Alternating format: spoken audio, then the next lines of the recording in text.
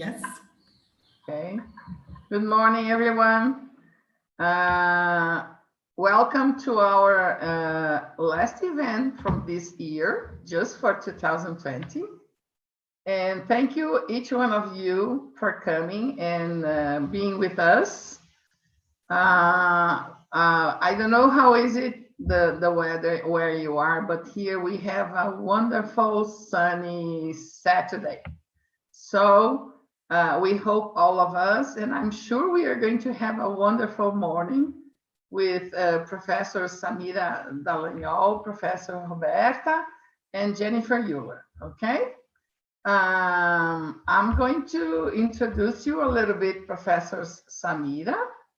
And if you have any problem from internet or connection or whatever, please talk to us by the chat that Professor Marcia Farias is going to help you there, okay?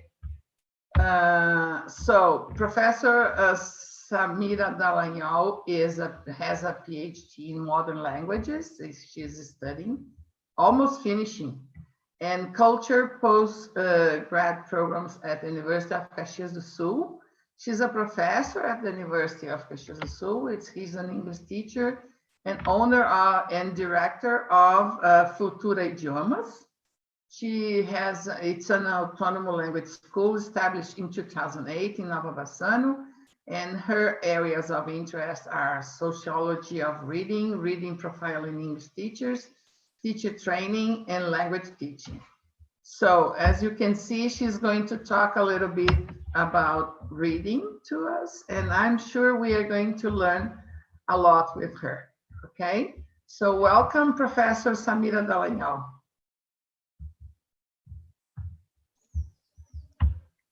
Good morning. Welcome, everybody. Welcome, everyone. So it's a great pleasure being here with all of you. And I really wanted to thank especially Professor Maria Valese for this invitation, but also all the girls here from the board, because they are giving us all the support to be here into this event. So thank you, Katia, thank you, Marcia, thank you, Camila, for being here with us into this great moment.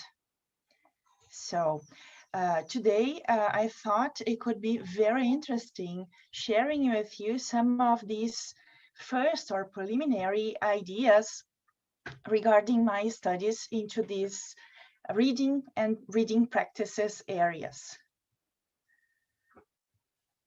I know that this kind of topic is not that much discussed while from this English teaching perspective.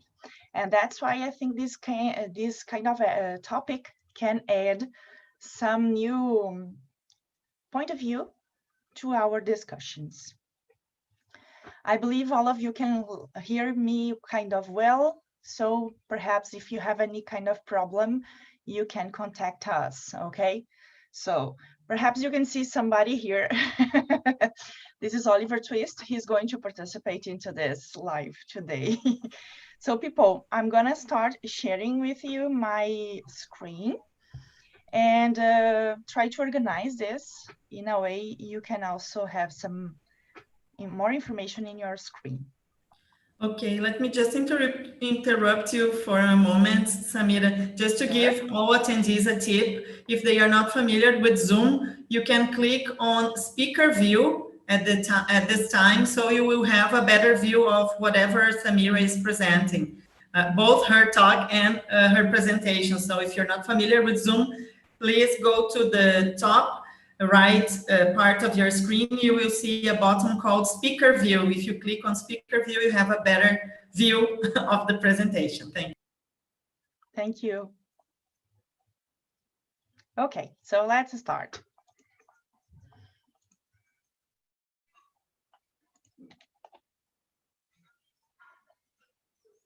So as I was trying to tell you people, I'm going to talk about this idea of, are English teachers literature readers? Pondering on experiences. So my intention here would be like trying to give you just an introductory idea of these theories but I don't want to be so exhaustive about that, I promise. Also, I try to organize some numbers. So I'm going to present some graphs regarding the first results I found into this research.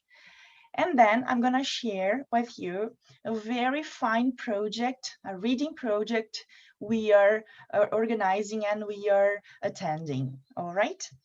So this first part, people, I wanted to present to you some of the reasons I try to list to motivate me to search about us. And then when I say us, I mean us English teachers. And then my first question, and I think this was something that really motivated me and intrigued me somehow, is, are we readers or non-readers? Perhaps you have already talked with some colleagues at schools, at language schools, at university, and probably you have already heard some English teachers saying, "Oh, I don't like literature. This is not my cup of tea. This is something that I don't have some familiarity with, and I don't care much about that." I believe at least once in your life you heard this kind of conversation. And then this started to ring a bell for me. And then I thought, is it possible a language teacher do not appreciate literature, do not like reading? So let's move on. Let's try to search about. And then other questions came up, such as, when we English teachers say we don't read, or when we say that we don't read much, we don't read enough, or we don't read at all, and how much we read. What would we be expecting to read? Perhaps we have a kind of pattern to follow. Perhaps we have some standard to reach. I see there is a kind of understanding. Sometimes it's not so explicit, but perhaps we are trying to search, to look for a kind of pattern. Oh, perhaps I have to read all the classics. Well, I must be very updated about reading and read all the things that are being launched and all the things that are like blockbusters or going like bestsellers. But what is that? What kind of pattern I'm following? And then, as I told you, other questions came up. Are our reading practices being done in English? Or do you read only in Portuguese, or only in English, or perhaps in any other language you know, because you feel that reading in English is kind of tiring. You deal with English every day, and then you want to switch to another thing and try to appreciate literature, for example, in Spanish or Italian or German. I don't know which languages do you know. Or are there relations between what we read and what we teach? Do you think we try to illustrate our lessons with literature? Do you think literature can guide somehow our practices? Do you think this kind of reading, a more profound or more complex reading, could help us as English teachers? And then, why do we read what we read? So with this question, I'm trying to talk about the kind of choices we make when we are reading or when we choose the things to read. Then what do we do to what we read? And then I aim the kind of practices we have with reading. Do we share things? Do we publish it into our social media? Do we comment it with our students? What do we do with that? I'm checking here, there is something, I don't know, any problem? No? So far, so good? Okay. The last question is about what do literary texts do to readers? And this is a kind of philosophical question, yes, because it's kind of hard to say how a text can transform the reader. And this is very individual. My research tries to goes after these kind of questions That's why I search reading in this field of sociological, field and anthropological field somehow. Then people, another other aspects I wanted to raise here is this relation between the teacher and the reader. So every time I think a teacher is a good reader, I think this teacher as an inventive and instigating and a curious professional.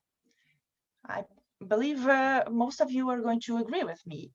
People who read, they have more facility to create other things, to relate things that sometimes they seem not to have a connection. And I believe literary reading could raise our creativity. And also it is a source of information, a source of knowledge, a cultural source of knowledge for sure. And of course, we can relate reading with the students and also with the teachers. With the students, we can think reading as a way to not only boost reading practices, but also to develop this ability of reading. But I believe you are noticing I'm going beyond the idea of developing the ability of reading. This is not only one first step, but this is like the basic step. After that, where do we go with the reading? And this is important to think about. And then another and perhaps the most interesting reason that motivated me to search about this is this relation between the teacher and the reading and the lack of knowledge regarding this issue. There are many researchers, many theses talking about this relation, but I couldn't find here in Brazil something talking about the profile of the English teacher as a reader. And that's why I wanna discuss, I wanna bring this topic up. Okay, people. Then I can tell you that we as reader teachers and mediators of reading, we have a primary commitment, and our continuing education, as we are doing today, this morning, this is going through our own reading path in a foreign language.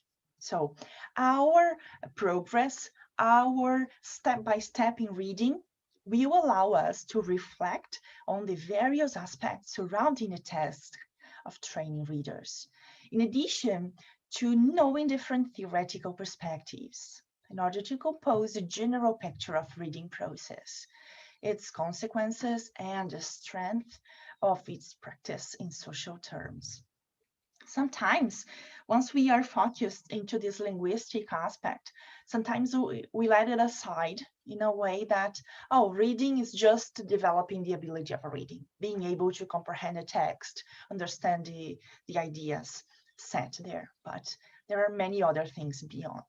And that's why it is really motivating me to go into this direction.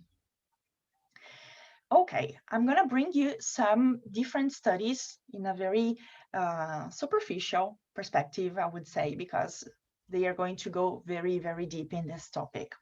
But just for you to have an idea, into this research project that is leading by Kremen, teachers were encouraged to develop and share individual preferences and achievements, recognizing family, community, and cultural influences in reading, in addition to seeking in this practice a pleasant form of entertainment. So you see, reading here is not something that is taken as a task, but as leisure time. Something that could help teachers to develop not only as a professional teacher, but also a human being. So for some teachers, personal engagement and reflective involvement as adult readers helped them to reconsider the nature of reading and the experience of being a reader when in contact with their students. And this is really beautiful, people, because everybody knows here that if a teacher is telling you, oh, please read this book is amazing. Oh, please take a look into this. We can notice the passion behind this recommendation, if this is true or if this is fake. Once this teacher doesn't have this path or this relation with all these titles, all these works or books, it is very easy for the students to don't give it credit, don't believe in the teacher, right? So this is really important, the teacher being a reader. Moving on, people, it is evident that teachers need considerably support to find time and space to expand the reading repertoire and develop an appropriate personalized reading curriculum that is responsive and inclusive. We can say here that this is a kind of disclaimer or something that we are trying to look for or reach, because everybody knows we need time and usually we don't have it. We work kind of a lot, and sometimes reading is like our last option of distraction. I totally understand all of you if you are thinking in this direction, but then I believe there are many different ways I will show you during this conversation here to understand yourself, accept this kind of reality you are in, and even though look for the proper book to read. So, in addition, there is still a lot of work to be done to develop the concept of a teacher reader at the elementary and middle levels, and to build professional relationships based on new concepts of reading in contemporary times. And here, this is about the criminal research, and they are focusing into these two levels, elementary and middle levels in England, okay? This is not a Brazilian study. Well, reading occupies a place of evidence in the constitution of us, while active subjects, aware of our attitudes, capable of perceiving ourselves as social agents, excelling for the leading role in our lives. Having one of the differentials of our career, the fact of being reading references for our students, we, teachers, readers, are encouraged to interact with the environment in which we are inserted with different people and situations in order to play this guiding role among the students. Who said that was Isabel Soler, and she is a Brazilian researcher. She studies the reading practices for a long time already, and I can see here from this excerpt a very interesting relation between the role of the English teacher nowadays, thinking of English as an international language, thinking of these intercultural practices we are trying to insert in our classes. And then I see again reading as a very valuable source of information, of references for not only for us, but also for our students. Let's go on, people. Soler also highlights our English language teacher role and visualizing us in the current context of globalization of ideas, territories, and languages. It is completely pertinent that we perceive ourselves as part of this scenario, benefiting from the information, knowledge, and relationships in order to be aware of our actions and be a mediator of reading texts, as well as a questioner of the context. Of course, people, we can start from very small texts, we can start from textbooks, we can start from short stories, but we cannot stop there. And this is something that I try to pursue in my classes and also stimulate my own students to do that. So to us, English teachers define it as readers and seeking to build our own reading path. And this is important, people. This is not like the specific repertoire for all this category of English teachers. No, this is not possible. And this is beautiful, people. Every time we think about the things I'm reading, the things you as a person is reading, this big variety is the most beautiful part of it. Of course, we can have some common reading, for example, sharing some classics or sharing some contemporary titles, but every and each of us is going to have the particular or the individual repertoire of reading. And this is very nice. And it is worth questioning how reading practices should be presented and discussed in a socio-cultural view. It is of less importance that the teachers know the titles of the authors of the great classics of English language literature. This is not the point, in fact. If we do not allow ourselves to undergo the reading experience, that is, exactly reading at least some of these works, getting to know the names, getting to know the authors doesn't really matter, okay? And then I bring you some quote from Bombini. There is another professor who is working on these reading practices here in Brazil.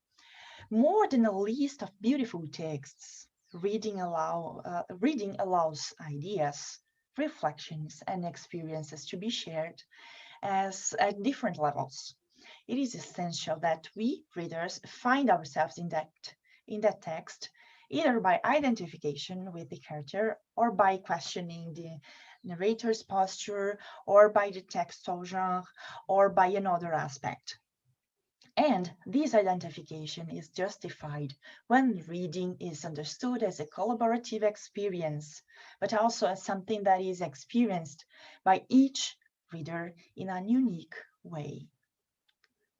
So perhaps you have this understanding too, that maybe in the past you read a book and you understood some things, you got some ideas from that book. And then perhaps last year, you grabbed the book again and read it again. And then it seems to be a total different, a new book for you. And this is very nice, very interesting. It's awesome, in fact. And then we can see the power of reading, but not because of these texts, how brilliant the text is. It is much more because of this relation we create. Because as readers, we change throughout the time. And then having contact with the same text will allow us to understand different things. And this is also something fantastic to show to our students the power of reading. Moving on, people, understanding what reading practices are performed by English teachers allows us to analyze how much we share ideas in a diachronic way, searching in literary reading from different authors and periods, elements to understand and analyze the synchronic ideas and experiences, lived not only as readers, but as protagonists of the contemporary historical and socio-cultural moment. And here we can see the reader as a historical subject, a person, an individual, somebody who has the power of changing some things in his or her life, in his or her community, in his or her society. Then, people, I wanted to explain to you this gang of numbers I tried to organize, and how did I reach these numbers? You can find here some explanation in this slide. As I told you, I'm studying this reading English literature reading experiences in my PhD process, and then I collected this data from an online questionnaire. So at around 55 teachers answered that, but I reached at least 80 teachers, English teachers from Caxias and all this region, with the help from Quarta CRE and also from BRAZ-TESOL. And I'm going to present here just a few questions. Of course, we don't have time for all of them. If you imagine, if you have the idea of this questionnaire, it's not that big, but it is around 22 questions. So I'm just showing here or there some of them. Don't worry that much, okay? It won't take long, but I believe you're gonna get really surprised and interested about that. Okay, one of the most important questions, I asked the teachers if they consider themselves readers. And then we have these kind of answers. 15% of the teachers, they said, no, I don't consider myself as a reader. And I didn't ask about the language, okay? By the way, the questionnaire was in Portuguese. And 34% said, yes, I am a reader, and I read up to 5 books per year. And a big amount of teachers said, yes, I'm a reader. I read around 10 books per year. 30% of the teachers said that. And a minor group of teachers said, yes, I read up to 15 books per year. 6% of the teachers said that. And other 15% said, yes, I read more than 15 books per year. So we see when people say teachers don't read, teachers don't have time, I don't know exactly if these teachers are very special, if they are lying, or if, in fact, this kind of common sense is not totally true. Sometimes common sense is based on some patterns we have, and then we say, I don't read because, in my mind, I think, I don't read the classics, because I don't read in English, or because I am not reading the same things that my colleagues are reading. So you see, we have a lot of preconcepts or some beliefs behind any kind of possible answer. Moving on, people. Another interesting question was about the reading, the registering, and the sharing. How these teachers deal with the kind of reading they are doing or they did. So a very small number of teachers, 4%, they said they don't like sharing. They prefer keeping the reading with themselves and not sharing with other people. But a vast majority, like 42%, said I comment in person with friends, co-workers, and acquaintances. And then another big percentage is like 25%. They say I share in person with someone from my family. And I believe these two categories could show us people really appreciate sharing their practices with other familiar people in terms of being connected to that person, getting to know their tastes of reading, understanding their choices of reading. That's why they prefer sharing with closer people. And then also there is a very interesting number, 17% of these teachers, they said they like sharing their reading practices, their reading choices in their social medias. And this is true. We can follow our colleagues and see how many of them, once in a blue moon, they post something on Instagram or on Facebook, on Twitter, any other social media. Sometimes they have some YouTube channel to share reviews or share their reading choices. So there is this movement. Reading happens. And this is something I wanted to highlight in this conversation. Well, another question here. How people deal with their literature readings or literature choices in their English classes. So a reader to be or a teacher to be, trying to make a parallel with our loved or beloved Shakespeare. As you can see here, people, the vast majority of these teachers, they said my literary readings are chosen besides my profession. 65% of the teachers said that. They don't choose reading things straight forward, connected to their subject or the topics he or she is teaching at the moment. And this is quite interesting, right? Because sometimes we are reading something and there is also a way to make a connection with the things that we are teaching and the things we are reading. Sometimes we are not, this is not so clear for us, but it is always possible to do that. And this is a very intriguing answer that I want to research a bit more about. Okay, then coming back to this sharing idea. So what kind of movements these teachers do when they share their reading practices? Again, at around 17%, don't really share their readings with their co-workers, but 16% said, I lend the book when I read it. I comment about the book I read. So a big number of teachers, like 63%. And a very small percentage, I invite my co-work to talk about the book I read. Something very, very direct. So this is not so common. What is really common is commenting in a generic way with the colleagues.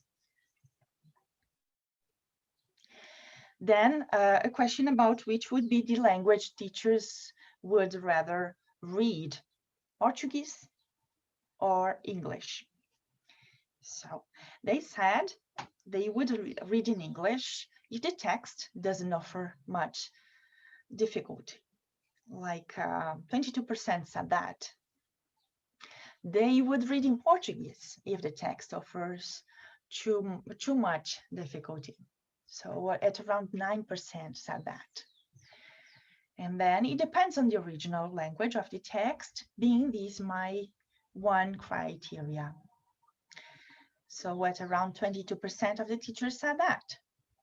And finally, it depends on the access I have on the text, not mattering the language. And almost 50% the teachers said that. Doesn't matter the language, but the access. So if I can reach the book in Portuguese, I would read in Portuguese. Or if I have the access to this text in English, I would go for the English language. And this is interesting, people, because I didn't put here, but one of my questions were about the level these teachers consider themselves to be in terms of English language. And I don't remember exactly the numbers, but I believe almost 40% of them said they would reach C1 or C2 in the Common European Framework reference about these levels of English. So what I mean, getting to know the language is not really a difficulty of this group of teachers, you see. And this is a very interesting question, people. I asked if these teachers have already read a book in English. And still, we have some people saying that they have never read a literary book in English. A tiny percentage, like 2%. And as you can see, we have like 22% saying they read in English last month. 26% read in English 2 months ago, or a bit more. 24% of the teachers said they read in English 6 months ago or more. And then we can have other percentages here. What these kind of graphics show is that, yes, we have reading practice happening. And this is something we should take into account instead of just saying things like, oh, teachers don't read. Oh, it's so difficult to read in English. Oh, I don't know what to indicate to my students. I'm not saying that everybody does it, but there are some practices happening. There are some teachers doing this. What we have to discover is how to do it. If there are people doing, we also can do. Another interesting question is about if they suggest literary books to their students. And then they said in a big number, 37%, they said yes, because it is a linguistic and a general knowledge challenge. This is also interesting, right? So we see literature as a challenge. And I try to read it as a positive thing, but also we can read by a negative aspect, not challenge, but an obstacle. But once considering that the teachers are suggesting books to the students, I believe they also understand literature as something positive.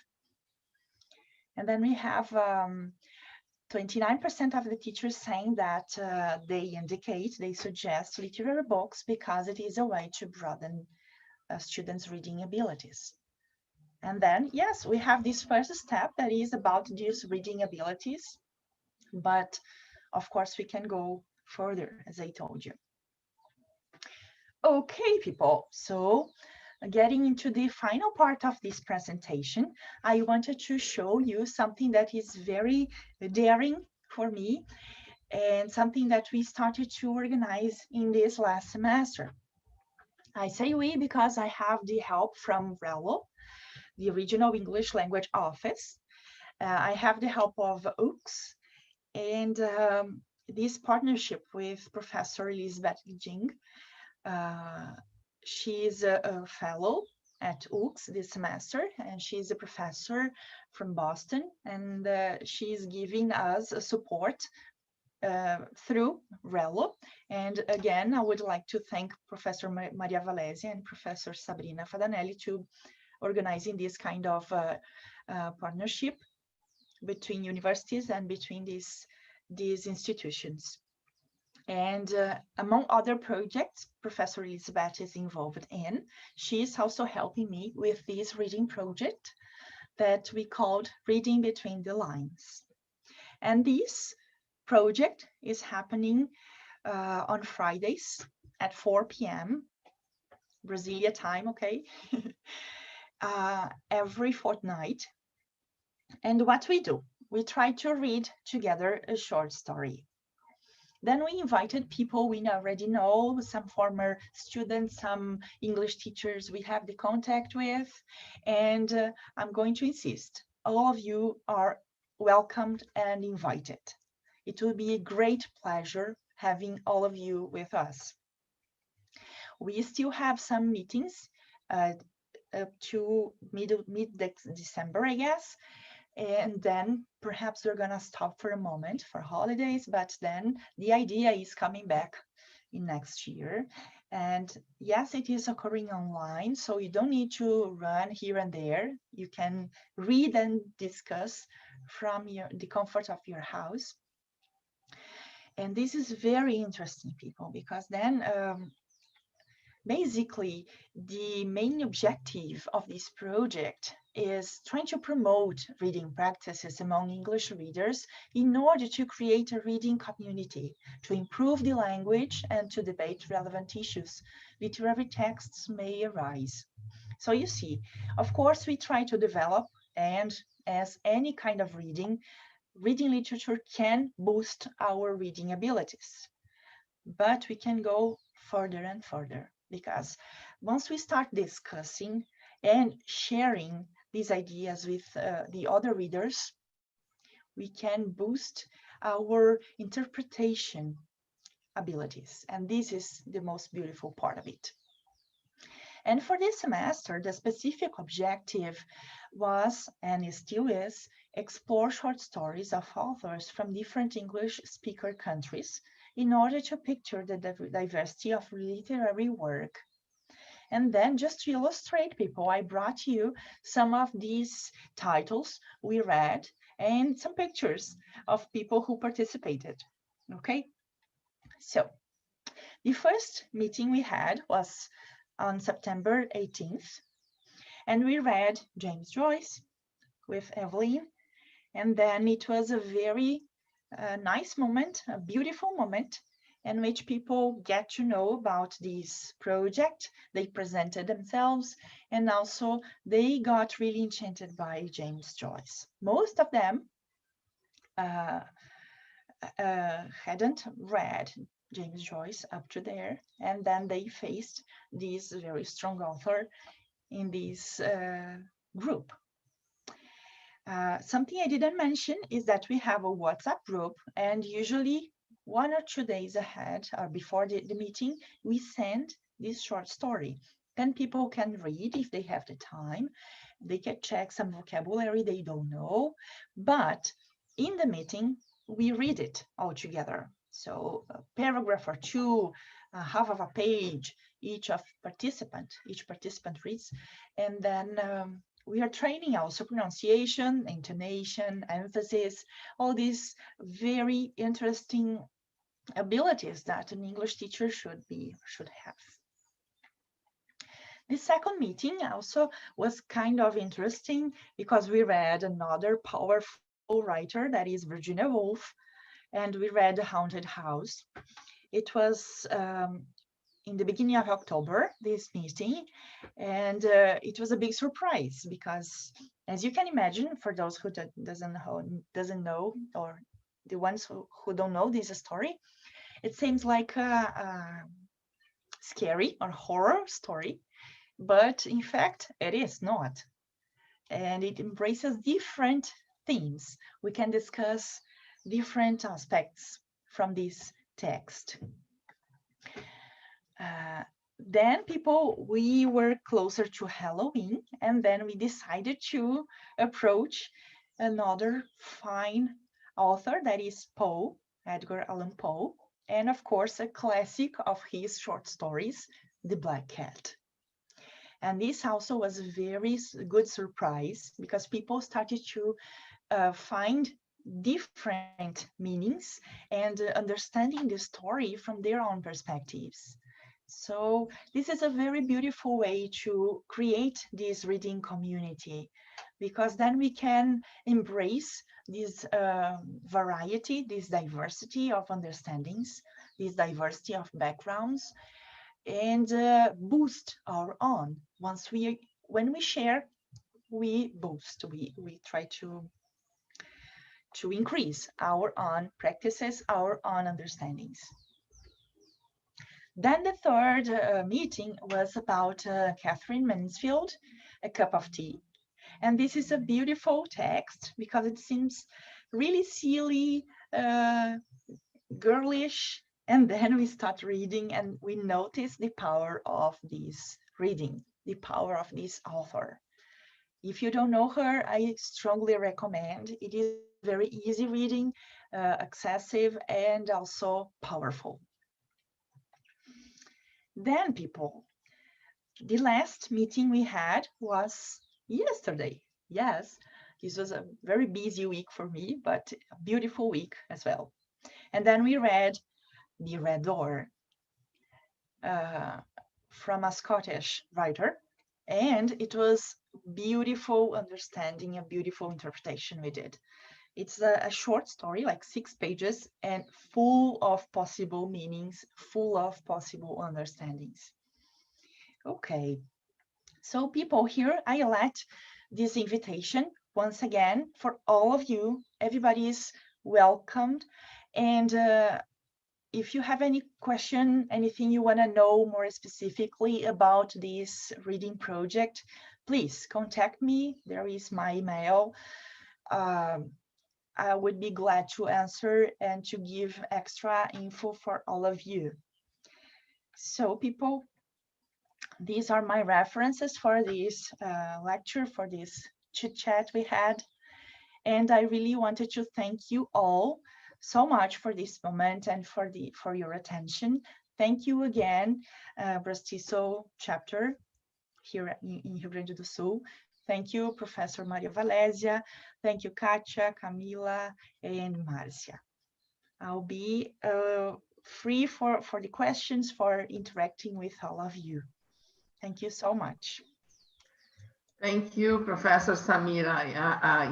I was going through your slides and I Thank you was so much. wondering how much I have been reading because we have been very busy. But I realized that I had some selected in my side table for next vacation. And Beautiful.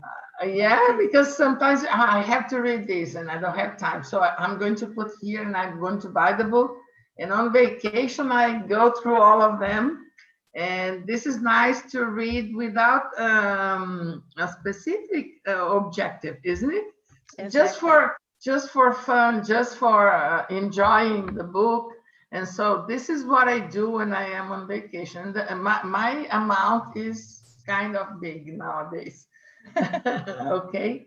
Well, people, as you can see, we are a lot of people here. So now we are going to call Professor Marcia Farias, who has selected some questions to Professor Samira, and she's going to ask for you. Okay.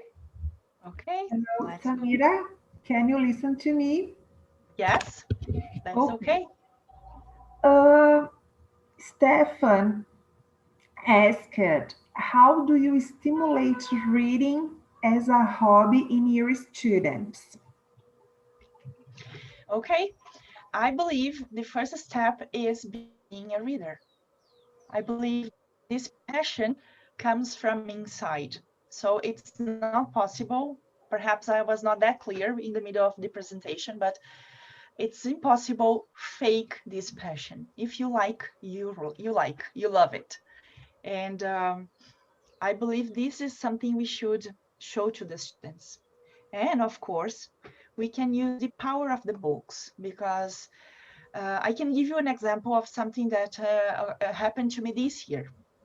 I was reading The Old Man and the Sea, and this was a reading I wanted to have done like many years ago, and I didn't. And then I was like, oh, I don't want to read something about a fisherman, somebody who goes try to fish and cannot fish enough. I don't like this topic. But then I give it a try, and I got like surrounded by that, and I surrender myself to this because it's a beautiful book, really. And this is something we should try to stimulate in the students. Give it a chance. Sometimes we should compare it to video games, perhaps. Maybe it's closer to our students. Sometimes they try a new title of game, and this is not something that they usually would play, but they should give it a try. And I would do the same with books, stimulating this way, showing passion and showing the power of the books. Okay. Samira, I have another question about the research you showed us. Okay. A person Okay. wants to know if you asked the responders of your questionnaire what they understood by reader. Have you asked this? That's a very nice question. Thank you for asking. In fact, I didn't. And then what is my parameter? What is my pattern? I try to follow these Retratos de Leitura do Brasil. That is inquire people are doing every 4 years here in Brazil. And they are in the fourth or fifth edition. I'm not sure, fourth, I guess. And then in there, they take as a reader a person who read from 2 to 3 books per year. This is our Brazilian rate of reading. So yes, it's totally very low. And then we can question these. We can think about what we are doing as teachers, blah, blah, blah. We can go for that direction if you want. But that was my parameter. And that's why I put into these categories for the teachers. So if you say you are a reader, how much do you read? So they try to classify 5 books, 10 books, because I thought, okay, if a regular person reads from 2 to 3 books per year, let's suppose a teacher would read a bit more, and then I started from 5. But thank you for asking. That's a nice question. Okay, Samira, these are the questions I have. I really loved your presentation and Oh, something the that's pandemic nice. gave me. I put myself a rule, read one chapter of a book at least every day. Okay, and it's making me so happy Perfect. because I was included in that group that, oh, I don't have time. But sometimes we don't give us or we don't organize ourselves to have this time. And sometimes I can read 2 or 3 chapters in a day. So I'm so happy. And it's true. I really love it. Congratulations. Right.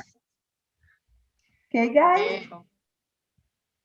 Okay, Samira, Thank and you it so took much, me girls. back when I was studying English, starting studying English at Cultural Brasileiro Norte-Americano in Porto Alegre, that I was introduced to all these people, Paul and whatever, all of them, you know, because we used to have to read one short story a trimester, each trimester. We used to read and discuss at in the classroom. And so now I can see how important it was to have that readings, okay?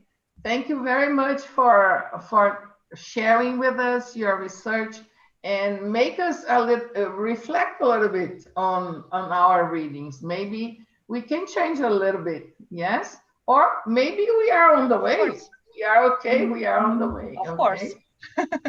Okay, Thank you so much. thank you. Stace. Hello, Katja.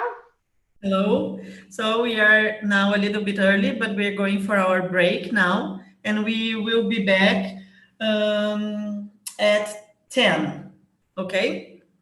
Okay, So see you all at 10. in 10 minutes. See you. At 10 o'clock.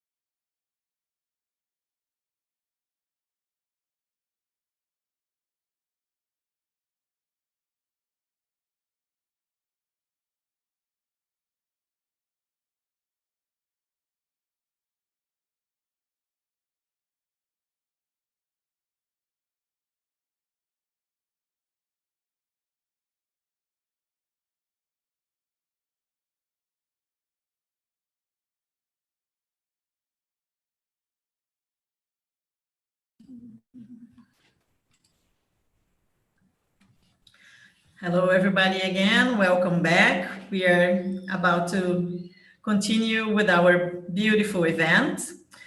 I'm sure you were all amazed by the presentation from Samira, and I have to tell you that I am a live testimony of her project. I am taking part of the Readers Club, and it's been a good experience, so I highly recommend. I myself was always consider myself a slow reader because I have difficulties on that area, and the reading club is really helping me.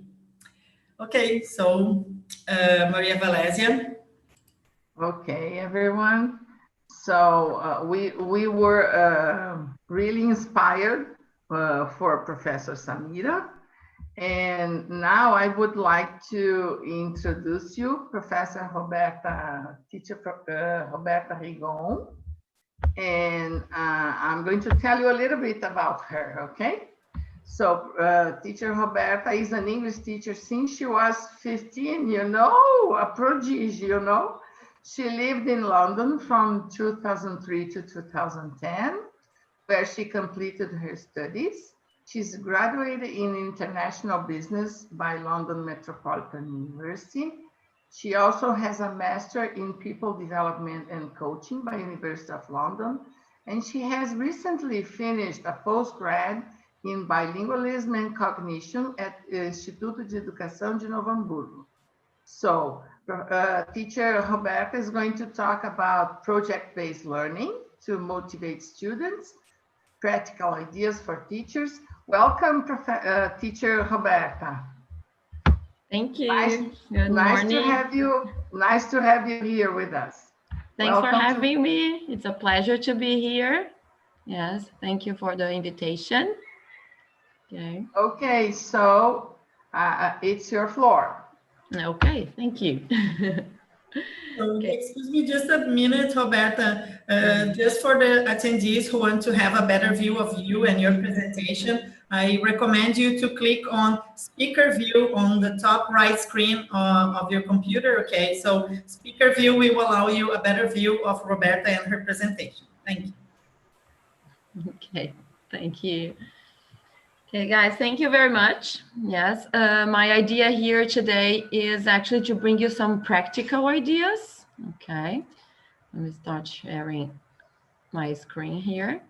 So the idea is really practical because we all heard of PBL before. Yes, but the difficult part of PBL is actually putting it into practice, right? So first of all, I'd like to start telling you a story on how we can implement that on our lectures, okay? As a pedagogical coordinator, yes, I'm an English teacher, but also a pedagogical coordinator. And I have to observe classes in my language school. And also was observing a lecture from 15 to 16-year-olds. They are B1 level. And the teacher was going to start a new unit. And after greeting the students, you know, and asking about their weekends and everything, she introduced the unit topic that was quality of life. Okay, so it's a topic we have on most of our books, maybe not with this name, but it's a common topic. And she posed them the most simple, plain question to start with. That was, what is quality of life? And adolescents a bit shy, yes, when it is convenient. But then they started answering, it's eating well. Yes, then she said, what is eating well? One said, eating veggies and fruits. The other one said, it's exercising. One even joked, it would be nice not going to school, not having to go to school, you know. And then one said, eating organics. And then one of the students, Anna, she said, some people don't even have what to eat. How come they're going to eat organics? Yes, and then taking this cue, the teacher posed another question. Yeah, so is quality of life equal in all perspectives? So they looked at her with those question marks on their foreheads that they have sometimes, you know. And then they started answering. One of them said, no, probably not. If you don't have money, you probably you won't buy things that you would buy otherwise. Yeah. And then the other one said, yeah, you probably cannot do the things you would like to do. Yes, and then considering not having the quality you want. And then one of the other students said, it's eating the basics. Yeah. And then the teacher got that cue and said, okay, but what is it in the basics? Then they started answering like having rice and beans, although that's not so basic anymore. It's quite expensive. But, and then she got that cue, you know, the conversation went for a while, and then she got that, and then she said, should we look at the quality of life only into the food and exercising perspective, or should we consider home, school and work environments as well? And then they discussed a little bit. She showed 2 videos showing 2 different perspectives of life. Yes, and then they discussed, and okay, to cut the story short, she said, okay, so as our unit is about quality of life, why don't we reflect on and analyze some aspects of the society on this unit? Yes. How about if we have a driving question for us, because it's a group that is used with working with PBL, yes, and they say, why? We don't try to answer the question, for example, when can we consider that a person is having a good quality of life? So after analyzing, discussing and everything, the students decided that they were going to do a social project to collect school materials for elementary public schools and food for those same schools, yes. Because on the middle of their discussions, they decided and they got to the conclusion that if you are not eating well, you cannot concentrate, yes. And if you don't even have a notebook or pen or pencil to write, that's going to influence negatively, yes, on your studies. So they've done videos for their social medias, for the school's social media, and they collected some school materials and some food, and then after that they donated to the schools that they've chosen. Okay, so this story is a real story. It happened in one of our groups, yes, in my language school. And but it's just to give you an overview how PBL can work in our classes. Yes, even though we have course books to follow, we all have course books to follow, contents, you know, to fulfill, but we can do it with based on what we already have. Okay.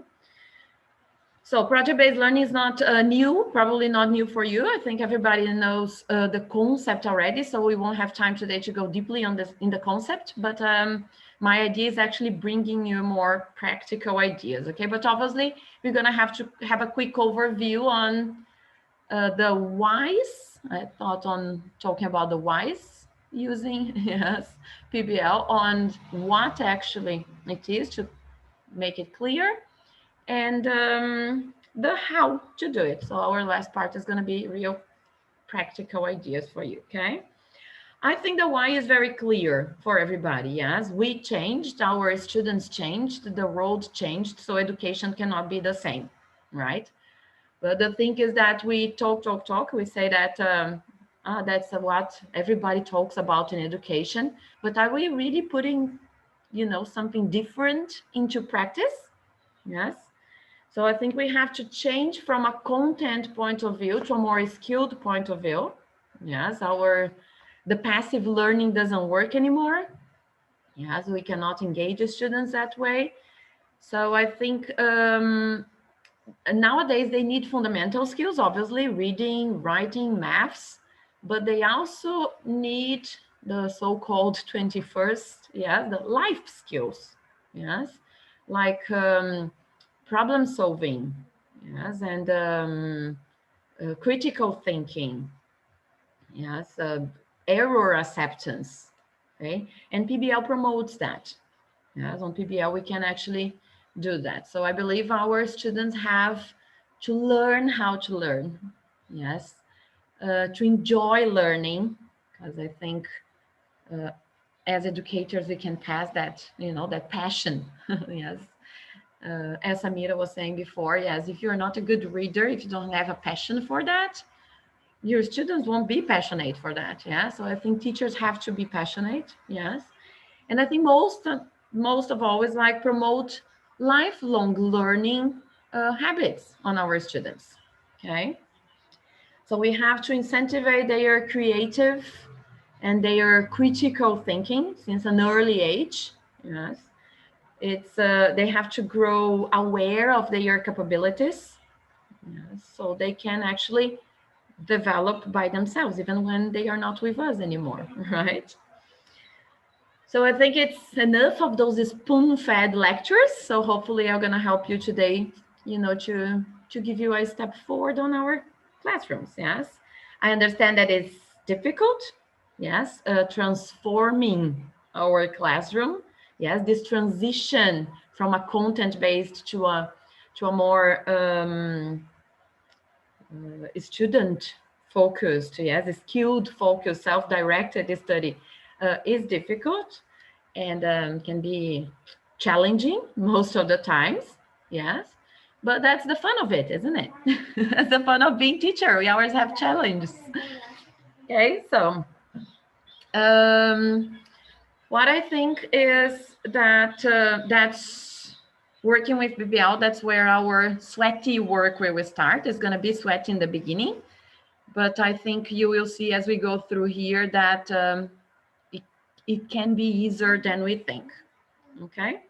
So first of all, I think we have to be very clear the difference that a project-based learning is not a project. A project is actually a end of unit, yes, exercise. Yes. So it's usually we use that in 1 or 2 classes. Okay. PBL is actually throughout a unit. We go for 1 month, maybe, or 2, depending on our project. So it's a longer term. It involves new skills. Okay, so if we have a project that it doesn't require new knowledge, they can answer with the knowledge they already have and the skills they already have, that's a simple exercise. Yeah, it's a project and not a project-based learning. Okay, so that's very important for us to have it in mind, because the project-based learning involves motivation, engagement, yes, it's skills development. Okay, so project-based learning has to be problem focused. So they always have a problem in the beginning. Yeah, sometimes they even call problem-based learning. Yes, so you need a problem in the beginning, or we call it a driving question. Yeah, so either to solve or to answer. To give you a practical idea, remember the story I told you in the beginning on that project. The problem, yes, the driving question was, when can we consider that a person is having a good quality of life?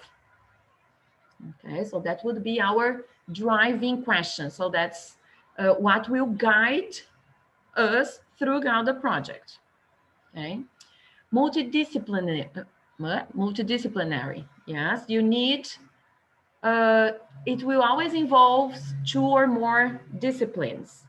Okay, as the name say, on that project again that I was telling you in the beginning about quality of life, it involved science, because the kids were actually analyzing the food. Yes, because they got to the conclusion that if you are not eating well, you won't perform well. If you are hungry, yes. And then they were saying they analyzed what kind of food you should have before an exam, what kind of food you should have before exercising. Yes. It involved social sciences, because they collected, the materials and the food, they donated it. It has to be authentic. Yes, it has to feature real world things. It has to be things that they feel they're gonna be using in their lives. Okay, so in the end, we always have a reflection. So on that project that I told you in the beginning, the reflection was actually based on, are we taking for granted what we already have? Or do we value what we have? Yeah, so things that they will leave our classroom and they will still be putting that into practice, right? It has to be time oriented. We have to have very clear deadlines. Yes, that again, on the project I told you before, it was for 6 hours because they had 2 hours per week. So they did 3 classes. Obviously, they work on that outside the classroom as well, but it was during a unit. Yes, it has to be student oriented. We have to understand and know our students in order to create the right project for them. Yes, on that group, for example, we have a mother that works for an ONG, and she works with poor kids. Yeah, so her daughter is already involved on these kind of things. The other one is a wife of town councilor, yeah, the vereador. And again, they are involved with social things. So it was a project thought about them, and then the other ones just came together, yes? You need a final product. We have to transform it in a tangible thing. So on that project, again, to give you the example, they done the videos and the collection of materials. Yeah. And multiple assessments. We need different moments. The teacher will be assessing on a daily basis or on a class basis. Yes. And the students will have 2 moments of self-assessment during the project and during the execution. Yeah, that we'll see the moments later on. And at the end of the project. So it's very important that they have these self-assessment moments for their growth. Yes, as I said, the skills that we want them to develop. Yes, and they grow aware of those skills. So the 3 main criteria are, it has to be personally meaningful. Yes. It has to fulfill an educational purpose. Yes, we as teachers must have our language objectives very clear. And it has to involve new understandings and new skills. Okay, if we don't have that, like I said, if it's something that they can answer based on what they already have, it won't make any sense. Okay, so how are we going to do it? Okay, the project has a flow. Yes, a beginning, middle, and an end. Okay, at the first part, that is the planning, yes, and initiation, that's where the teacher will motivate the students mostly, okay, through what we call open questions. You know, the project that I talked before, the questions were like, what is quality of life? Is quality of life equal for everybody? That's how I will be driving them, yes, leading them towards to where I want, yes, to my objectives that are very clear when I created the project, okay? So here the teacher will guide them, they will discuss, you know, maybe they will come with other questions, yes. The teacher will define deadlines, yes, it's up to us to give the deadlines, and we'll define the language learning objectives. These have to be very clear at this moment. And at this point, we can propose, yes, we propose a driving question, but this driving question can be changed. Maybe the students will come with a new driving question, okay? And that's okay. Yes, that's one of the things of a PBL that we as teachers have to be open for that as well. As long as that question will fulfill our objectives, it's completely fine, because when we are planning the project, we might go to one direction, yes, but our students might go to other direction. So why not? Yes, and that's the fun of PBL, because we learn with them as well, okay? So it's okay for them to pose a new driving question, not the one that we proposed before, as long as we see that that is going to fulfill our objectives, okay, as teachers. Okay, then we go for the hands-on part, yes, the execution. The teacher here is a consultant. Yes, we will be always there. Yes, monitoring the groups because they always work in groups. Yes, in teams. And we will be guiding them, helping them with the new learning techniques. Yes, with making sure that they are reaching our objectives. Yes, and their objectives, making sure the project is moving forward. Okay. Sometimes we might even have to stop and start all over. Yes, or stop and start from where our last point, let's say, but that's okay. It's part of the learning process. Yes, they have to accept errors. Yes, accept their mistakes because we do that in life. Yes, but and sometimes the teacher won't even be, we don't even need the teacher to say that to them. They will be, if they are guided well, they will realize that they are not going to the right direction. You know, they will stop, analyze it again, and move forward. Okay. So we have to make sure we are assessing every day as well. Yes, we have to, that's where their first self-assessment will happen. We have to do that. Yes. And obviously always making sure the learning objectives are being fulfilled, okay, are being met. Then we go for the closure. That's when we finish our project.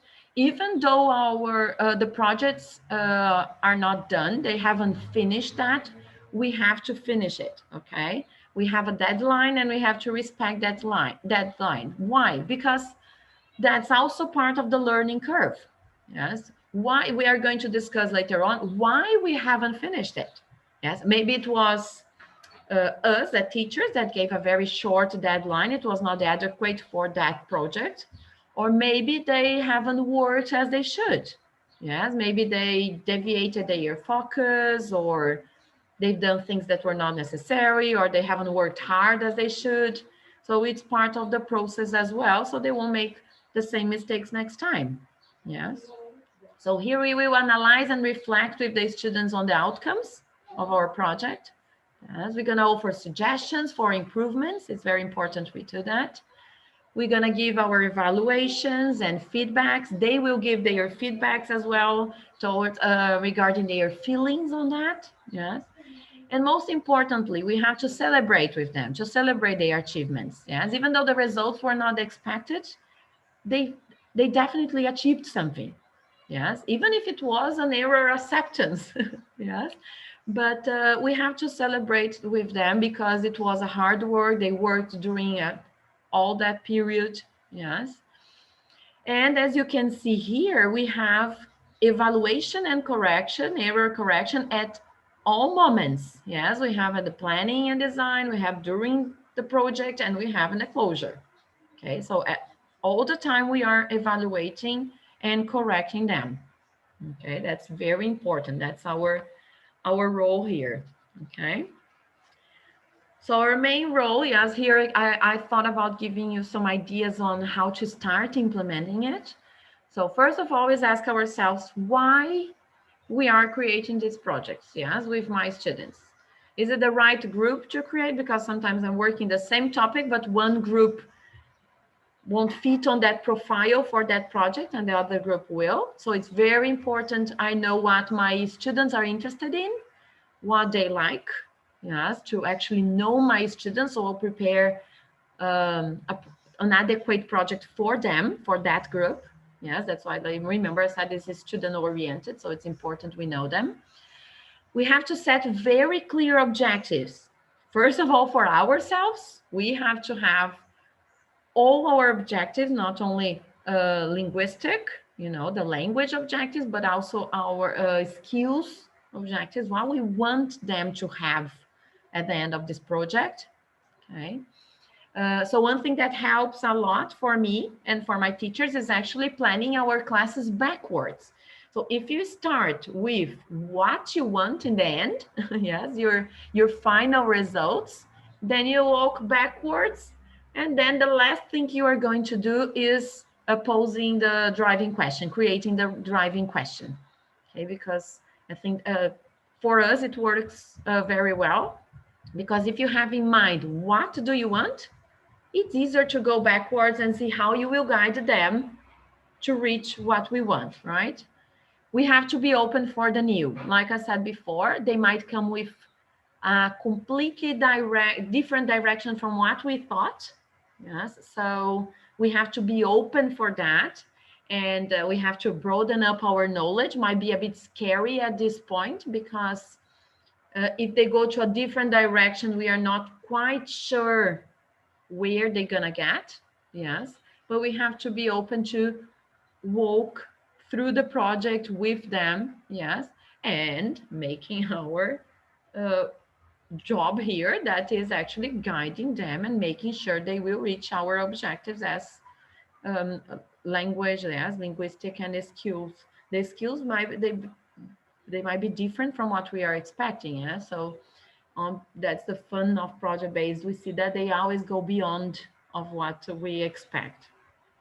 Set clear deadlines, like I said, yes. Make sure that the project cannot be too long, neither too short, okay? Because if it's too long, it's going to get boring in the middle during execution, and too short, we might not have time to actually perform properly, okay? So I would say 1 or 2 units if you have a course book. Yes, on a regular school, for example, you can go for like 1 month or a trimester if you want, maximum. Yes. And the language for learning, do they have the minimum language required to start that project? Obviously the vocabulary and the language will come throughout it, but they need the minimum language to start. Do they have it? So then let's move forward and go on. Yes. Okay. So I know it's not easy, it's very complex. You might be wondering maybe why going into all this trouble if we have ready teacher's guide, yes, with step-by-step of what we have to do. But like I said before, our students are different today. We cannot follow a manual anymore. Yes, we cannot follow a guide anymore because it doesn't fit for everybody. Yes. So, and I think most of all, as educators, yes, we want to motivate our students. We want our students to be, to develop, yes. And why not say even our fulfillment, yes, for our pleasure, because it is very pleasurable working with PBL. We discover a lot of things, yes. I think as educators, we want to transform our students. Yes, we don't want them to be only English speakers. Yes, we want them to have, to be good problem solvers. We want them to be critical thinkers.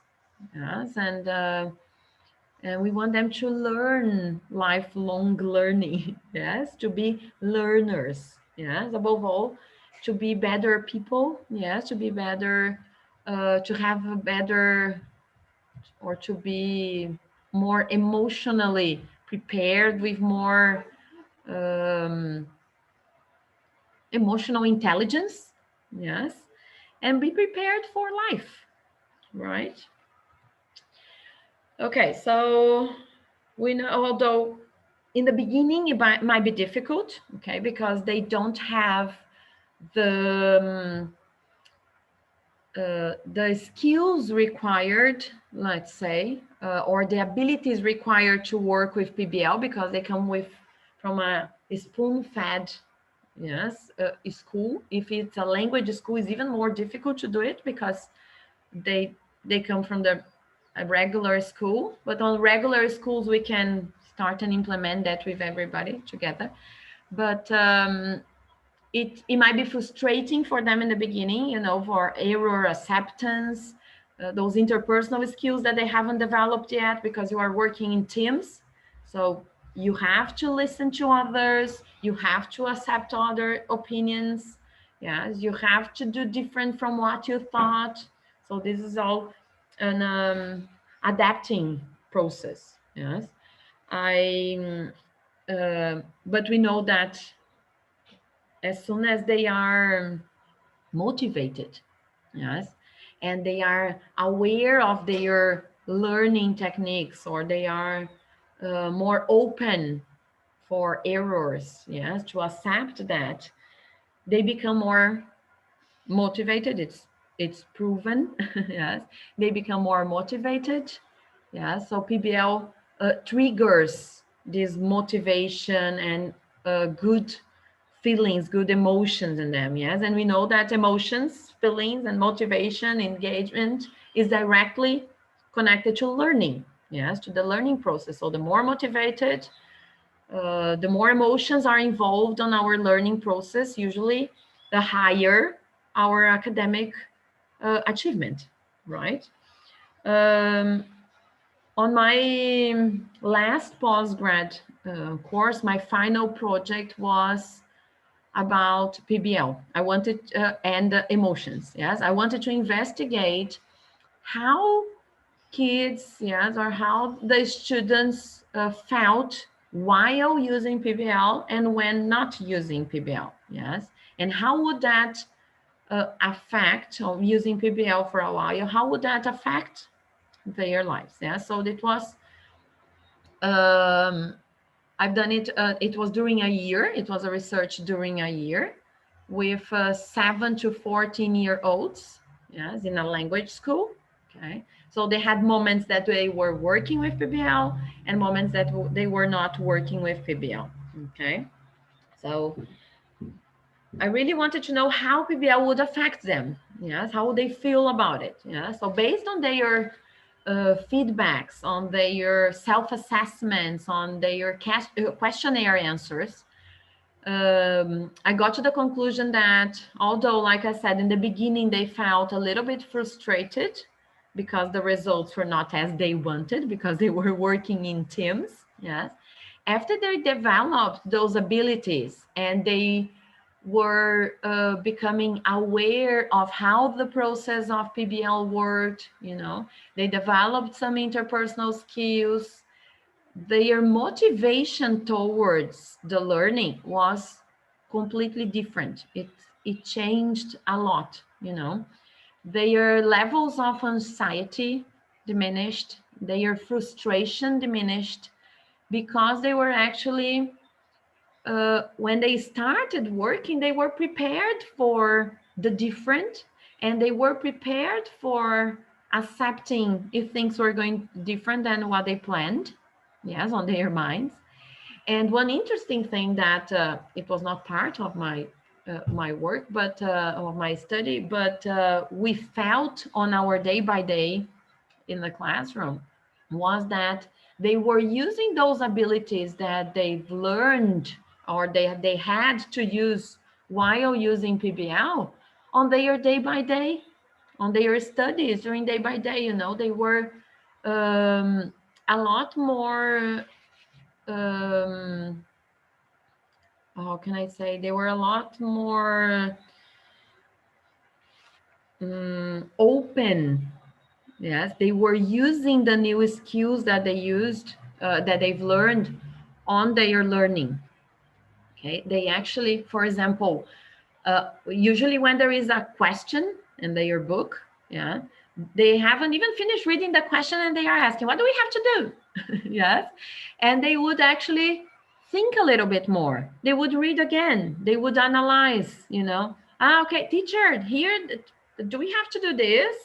Yes, is that what we have to do? You know, so they were actually putting that into practice, you know, so their repertoire of technical skills was expanded. Yes, and we could see, we could actually experience that, and we could actually see that on the day by day. So it was really satisfying, you know, so we could see that PBL is actually a very rich opportunity for them, okay, to grow. So PBL only, yes, provide, like I said, it's a rich opportunity for them, yes, to deepen their, not only their language knowledge, yes, but to expand their repertoire, yes, of technical skills, yes. And project-based learning develop all these abilities, that we have here on the screen that are the 21st century skills that we've heard a lot already. The 6 C's of education that we like talking, it was 4 short time ago and it's 6 already, and we are trying to develop them. But these are abilities that they need to succeed in life. Yes, not only as language speakers, but on their careers or even on their school life, on their day-by-day life. Yes, to be better people and to have a more positive approach towards life as well. Yes. PBL, it's also all these skills that they develop, yes, proves that their emotional intelligence is increased. And it also instigates what we call now the habits of mind. Yes, the habits of mind are is when we create a disposition, yes, toward behaving intelligently. Okay, it's like developing skills to confront problems and situations with a more positive perspective. Yes, when we don't know the answers yet. Yes, so PBL does that on our students. It helps them a lot on this as well. Okay, so let's go for our practical part. Yes, enough speaking. I hope I helped so far to make it clear how it works, how we can actually put it into practice.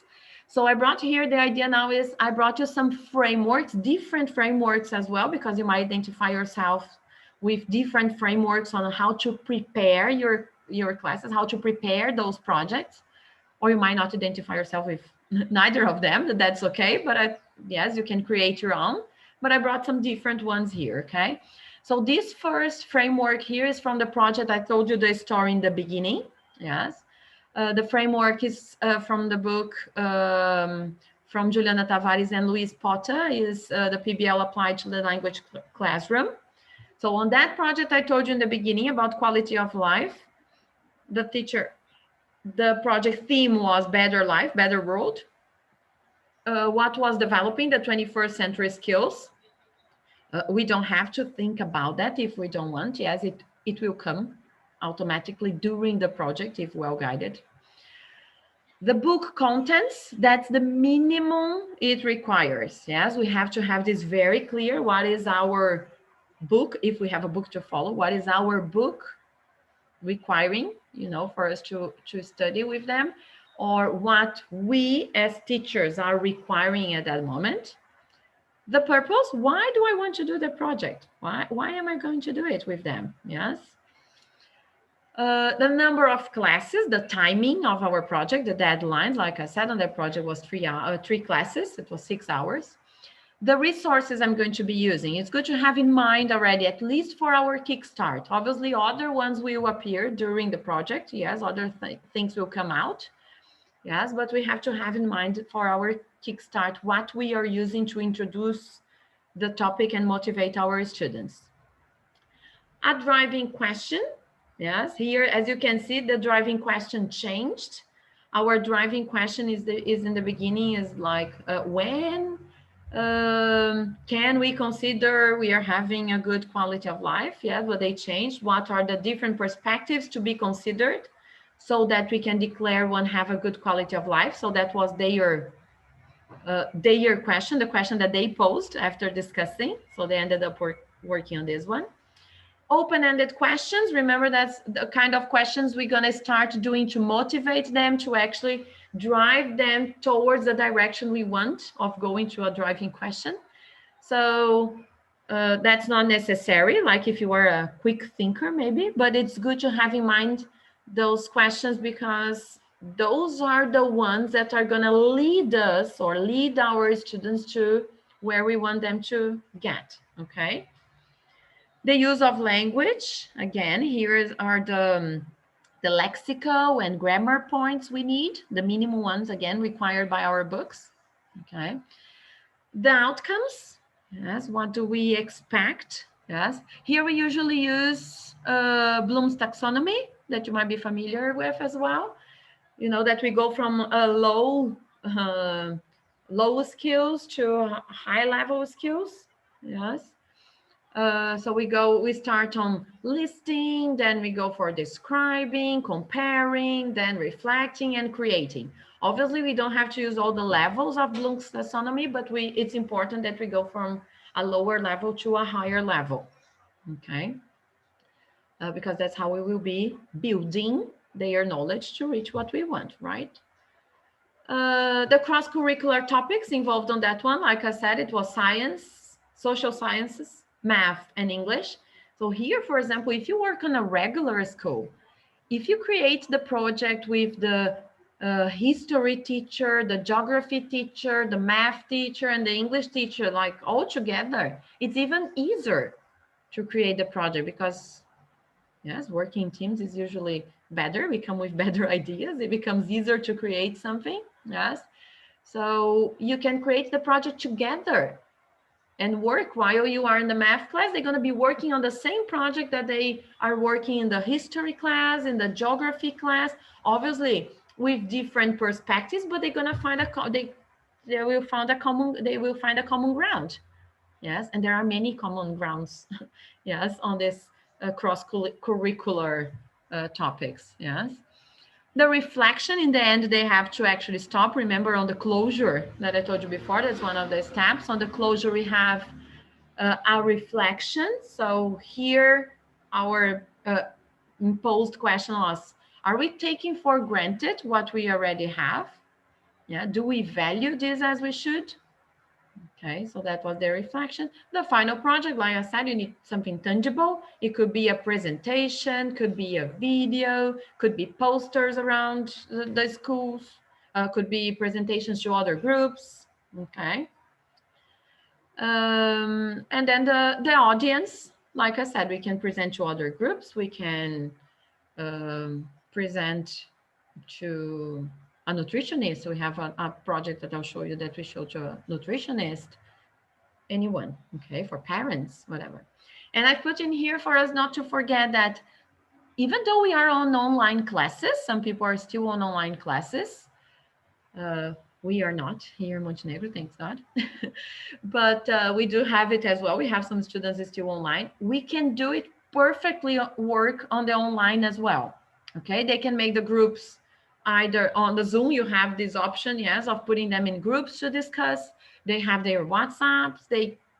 We have many tools today that they can get together to discuss what they need and do the work. Yes. And here, for example, this specific topic, we could adapt, change the question, for example, at the fact that some kids from public schools that are not going to school, maybe their only meal of the day was the one that they were having in the school. And they are not having it anymore. So we could discuss on that, yes? Or they don't have internet. How are they going to have classes if they don't even have internet? So it could be the same topic on quality of life. We can go to this, toward this school direction, yes? And do the project online on the same way with a driving question. We're gonna use our moments of our online moments to discuss, to see how the work is going, yes, to assess them, okay? It's perfectly doable, okay? Okay, so here I've put, I'm not gonna go through everything, but I've put to you another framework. Yes, like I said, I was going to bring you different frameworks. Another framework, and I separated here, the topic is food and drink. We also have that on our books, right? I separated 14s, some ideas for teens and some ideas for 5 to 6-year-olds. Yes. So for teens, for example, yes, our learning goal has always to be there, remember? And our, here we can classify through the Bloom's taxonomy what we want them to use. Yes, because that's how we impose, okay, first I want you to classify different food categories, yes? So now let's analyze them, which ones are healthier, which ones have carbohydrate or too much sugar, whatever, yes? Then they reflect on their diets, yes? On this particular one, they would have Sometimes they would take pictures of their plates and they would do some analysis on that. We brought a nutritionist to talk to them. Yes.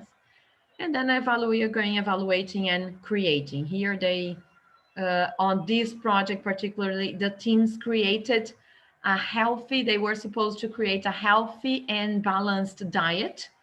So based on everything they've analyzed, they would have to propose a health and balanced diet that we've sent to a nutritionist, and she analyzed for us. Yeah, so we don't have this knowledge, yes, as English teachers.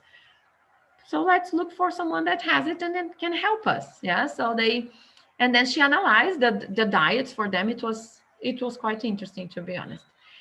So the driving question for them was, there were two moments. We worked with two groups already. One was, how colorful is your plate? That was actually an idea that came out when I was on my postgrad. I was having classes with Louise Potter, and she gave this idea that was quite nice. And how are your meals influencing your performance? Yeah, so we worked with these two driving questions in two different groups. One thing that is very important that I forgot to say before, our driving question cannot be Google answerable. If it's Google answerable, there is no point of having a project. Yeah, because otherwise they go there on Google, what is blah, blah, blah, copy, paste, and hand in. Yes, so cannot be a Google answerable question, okay? And for the kids, the small kids, 5 to 6 year olds, they actually done a cookbook, yes, with their family's recipe. Yeah, so we have people from that have German backgrounds, Italian backgrounds, Polish backgrounds, and they brought some recipes. So it was quite nice as well. Yeah, the driving question was, how can we create a cookbook to showcase our favorite families' special recipes? Yes, or if we had a restaurant that served special family food, what kind of food would we serve? So it was really nice. Yes, we had one day out in a restaurant, so they could analyze the menus. So one group decided doing a class cookbook, because we worked with two groups as well. One has done a class cookbook and the other one has done a class menu, if they had a restaurant, yeah, because they answered both questions. Yes, as you can see here, they both involve other disciplines as well. Yes, we have science and English for the teens, reflecting on healthy food choices. Math, yes, because they have to calculate the costs of eating healthy, for example. Yes. And for the 5 years old, they have art and English, because they have to draw the foods and the plates and everything. Yes, science, math, because they were studying the measurements of their food, how much they should eat, not eat, and when they were doing the recipes, like it's 1 spoon is 200 grams, or, you know, measurements that you need, okay? And then the other topic was activities and sports. Yes, again, another topic. The driving question, yes, which things do you think teens should do before going to university, getting old, doing vestibular, whatever, we can put whatever we want here, okay, on another framework for you to have an idea. And for kids, the same topic, the driving question was, what makes a game fun? Yes, to end up, they have to create a game. They've created a class game, okay. And then we have always, yes, our objectives are very clear here for us, okay. And then means of transportation, also very common, yes. For 7 to 9 year olds, we worked on, is the most used mean of transportation in our city, yes, the best for the environment. And for teens, we said the question was, how can we improve urban mobility in our town?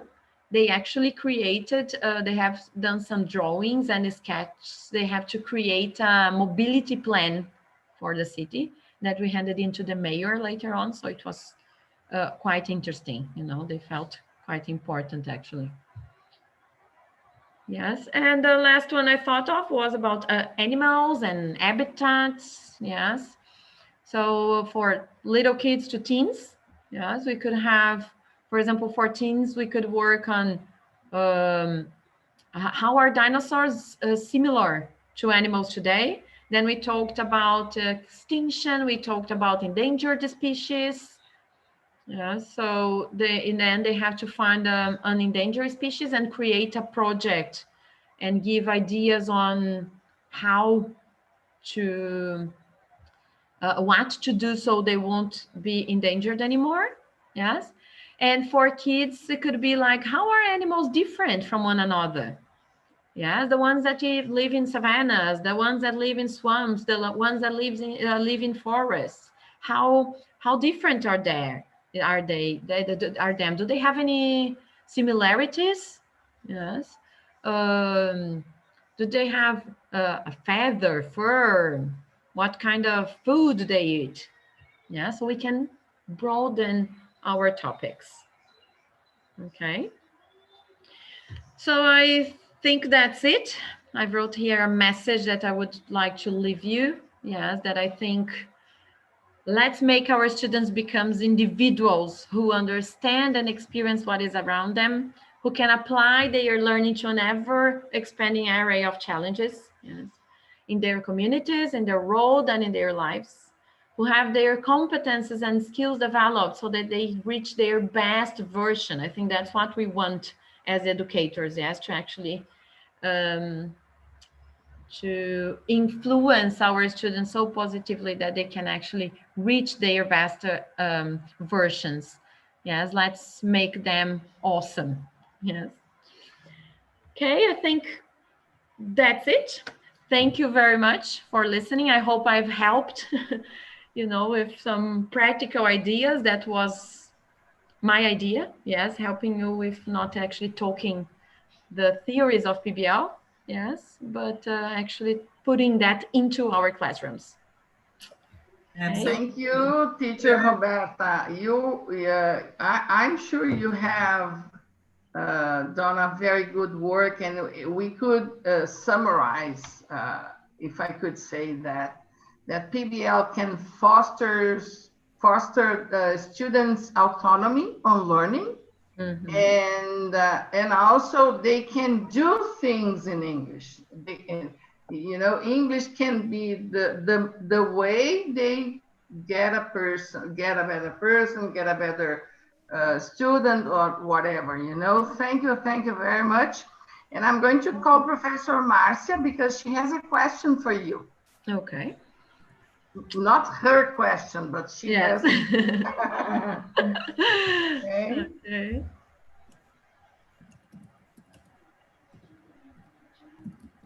Hello, Roberta. Hi, Marcia. I have two questions that attendees made on YouTube. Okay. Mm-hmm. Marina wants to know if, since the teachers should evaluate and correct errors during the process, could the teachers set a new deadline during the process of the projects? She could, okay, but she has to discuss that with the students, okay, and to be clear, why are you actually changing the deadline? Okay, because like I said, the actual fact of not finishing up on a deadline, yes, we have to meet deadlines on our day-by-day lives, yes, every day. So we can reschedule that, we can set another deadline, yes, but let's make clear with the students that we are changing because we had to stop here, we had to start all over, so we're gonna need another week or 2 weeks. Okay, but it's important to analyze like why we are having those extras, yes, and changing our deadline, but we can do it, yes, for sure. And Renata asked if the open-ended questions, those that are the initial discussion, can be considered an entry event to present the project. Yes, yes, we are going to use those open questions for that. Yes, that's what we are going That's why I said that those open questions are the ones that are going to guide us, because the question has to be well elaborated as well. Yes. But, and that's why we have to, they will guide us. These open questions will guide us to reach, yes, for our students to get into the point of view that we thought in the beginning that we started the project. Yeah, that we posed the question for the project. So it's that's exactly what the open questions do. That's why they have to be not only the what, yes, like the project I said, like that she started with what is quality of life, a very broad question, simple, straightforward. But after that, she started, okay, should we consider other aspects as well? Yes, because we are guiding them. Yes. Are different perspectives on that. Yes. So that's the opening of our project. That's exactly, if we don't do those opening questions very well, probably we won't get where we want. We will have to give them the answers, you know, and say like, ah, okay, Yeah. we are not getting where we want. Okay. I have another question here. Ingrid would like to know if you have some book researches, some researches about PBL for young learners, like 7 years or old, because she says that it's very difficult to find material. And she thinks that is very important to build the students' autonomy. So if you could name. One book that is very good that I even mentioned here, that is very practical, you know, it's not only the theory, you have the theory, but it's very practical as well, is that book, it's a shame I didn't bring it here with me, but it's the book from Juliana Tavares and Louise Potter, yes, that is PBL in the language learning. Yes, is the one. Roberta, could you post at the chat after you finish, please? So yes, for Ingrid sure. can copy the or a picture or whatever you think it's okay. Okay. For sure. I'll post it on the chat. Yes, that one is very good because it's very practical. So and it gives you even ideas of projects, you know, from a very early age. Okay, I'll think of I'll get other ones as well, as I can put that in the chat. I'll get other ones and put in the chat as well. Okay, there. Okay. Thank you. Thank you for having me. It's been a pleasure. Yeah, that's it, Valéria. Thank you for sharing everything with us, you know, and I'm sure we are going to have other opportunities to share our knowledge next in 2021. Thank you for coming, okay? I think Katja is arriving now, yes? I'm here. So we are going to have 4-minute break, and then at 11 o'clock, we will start our next session, which is our special window for best practices of invited teachers, okay? So see you again at 11 sharp.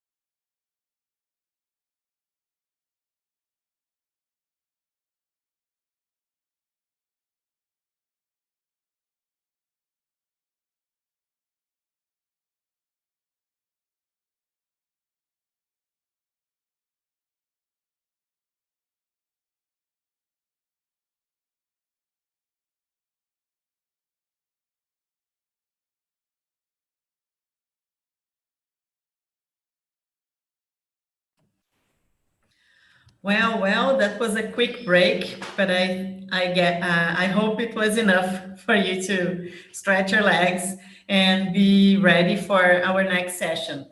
This session is something interesting and new in our webinars because it is a small window. Well, this time is a small window. Maybe next events we can make it bigger. So it's a window for our members to show off, okay, positively speaking, to show and share best practices they have been developing throughout this atypical year. And I shall say atypical and rather challenging year for us all. So with no further ado, okay, the format of this part now is going to be the following. There are 3 teachers who applied for presenting today. Okay, so I'll be calling them in alphabetical order, and each of them will then have 5 minutes to present their ideas. Okay, let me just a minute. Let me just make sure everybody is in here. And here we go. So we learn in the process, right, guys? So here we are welcoming now Karina Percheron. She's coming and will soon be with us. Yeah, there she is. And let me introduce her. So you may turn on your camera now, Karina. So Karina Percheron is an experienced language teacher and language coach, owner of English Hub Language Center, host of World Connections, which she's going to talk us more about, a YouTube channel, and project manager of English immersion events. Karina has been teaching English since 1999, and she was a pedagogical coordinator at CNA Igrejinha for 13 years and at Três Coroas for 7 years. She holds 2 extension course diplomas by Uniriter of International Learning and Teaching. She has been currently working as a private English teacher and is the owner of English Hub Language Center, as we said. She has traveled to more than 34 countries so far and plans to travel much more after COVID vaccine is available. So it's my pleasure then to give you the floor, Karina Percheron.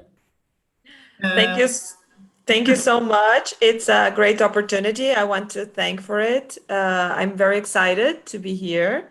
And thank you for the introduction. And passion of traveling has been in my life since I was little. I have lived abroad from my 2 to 12 years old in Portugal. And throughout all my practices, I have seen that there is a huge need of the students to understand not only the language, but also the culture behind it. Culture is always intertwined with culture. So the project World Connections, it came to my mind to answer these needs and these questions. How can I bring this culture from other countries, especially during this time of pandemic of COVID, that we're all isolated and we can't go anywhere? So how can I bring the world to my students, and how can I bring this cultural awareness that we need when we're learning a second language? Many of my students today are preparing for a TOEFL test or for a CPE, and they need to understand not only the language itself, but the context and the challenges that they will have when they will be living in another country. So the World Connections started in July, and to answer these 2 questions, to bring these new perspectives of language and to connect them to the culture and interpretation of culture with English. It started because I noticed that I know people all around the world, and this could be a possible project. So I started to promote interactions with people around the world. And for my students, that makes a real life purpose language study, right? I have other projects ongoing, and one of them is to try to connect my students with partners all around the world.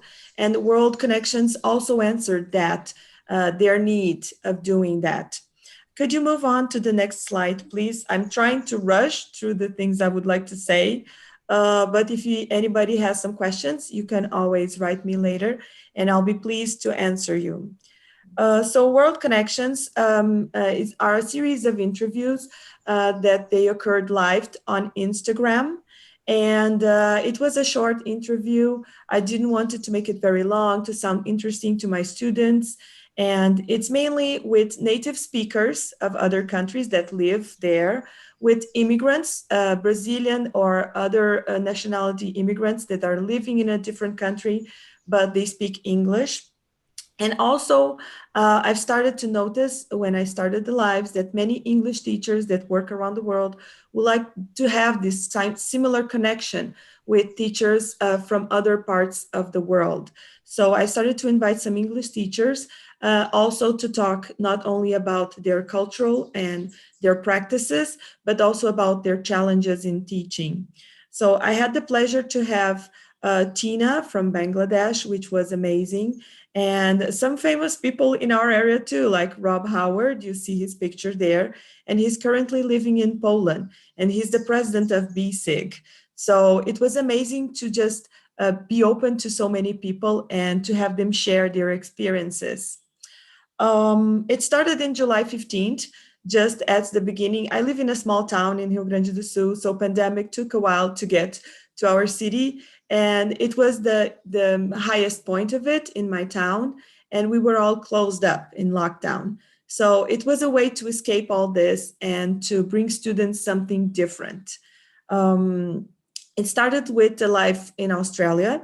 And in the slide, you can see that I've been some places around the world with these friends. Some I have already visited and some not. What was amazing about this is that before the live, it created a special engagement from my students. I could work with exercises with them about the food, about the vocabulary of the specific place that we were going to talk about in the live on the Instagram. So they would create an awareness and appropriateness of what to ask and what kind of questions to have beforehand, before the live. During the live, it promoted real life interaction. And it was a safe environment because many students, they want to be exposed to foreign people, but they are so afraid of speaking that they prefer a safe environment. So because they were on Instagram and live, the students could write the questions and it was real life, real timing. So their answers could be answered at the same time. So I think it created a sense of participation and a sense of accomplishment for them, that they were being able to interact with people, with natives, with other students, and make the real questions they would like to do face-to-face to a person, right? After the live, I could also use this interaction to promote language awareness and develop language strategies. So whenever they felt like, oh, I couldn't make that question, or I would like to ask something, but I was afraid to do it. So we would work on these kind of issues after the live had happened, and also the listening issues that they have had and why they have had it. The other benefit of it was that many of these people interviewed were students as well, or they have been students of English for a long time before they moved. So they could talk about their struggles, about the challenges, talk about that you are never prepared to move in a different country, and that maybe slangs or maybe idioms from that specific place that you're moving, you'll never learn, so that you need to actually prepare yourself with strategies to cope with these kind of awkward situations that you will face when you're traveling or living abroad, right? So this was a short sum up of everything. The benefits of the whole project with the questions I posed was the cultural awareness that my students all got, more engagement in all the classes because of the real life situation that they will face, the sense of accomplishment, of doing the questions they would like to do, new language, new insights, and new language partners that have the same goals in their studies as they have. So I don't know if I used all my time. I think I have, but I would like to, could you go back to the first slide? And I would like to invite you all to watch. It's still not a YouTube channel, but it's being prepared as we speak. I'm putting all the videos from IGTV of Instagram on YouTube. And it was something natural because I didn't plan this to become like this, but I've seen that many people have contacted me. So I will invite you, if you have anyone living abroad that would like to be interviewed, or if you know someone that has an interesting experience that would like to share, to get in touch with me or to watch the lives, and use these lives, please, with your students as well. I hope to have contribute a little bit to expand my students' world, and I hope to have more partners soon. So thank you so much. Okay, so Karina, thank you for sharing all this beautiful experience you have been having. You know, actually traveling through around the world through the screen is possible, you know, and it really broadens up our horizons. So thank you very much. And can you please share your contacts through the chat? Then if people miss it here on the screen, they still can get a chance to contact with you. Thank you very much, Karina. Thank you. All right, so we have two more teachers here. The next person I'm calling in now is Luisa Oliveira. She's coming in right now. I remind you that these people, wait a minute, let me see if everything is fine with Luisa. Hi, I'm here. Can you hear me? Yes, we can hear you. You can start the video as well. So just to remind you that these people who are presenting in this window we open here in our webinar today applied in our call for paper before the event, okay? So let me introduce you to Luisa now. Luisa Oliveira works as an instructor of training sessions for multinational companies and colleges in the area of ESL and MBE, Mind, Brain, and Education.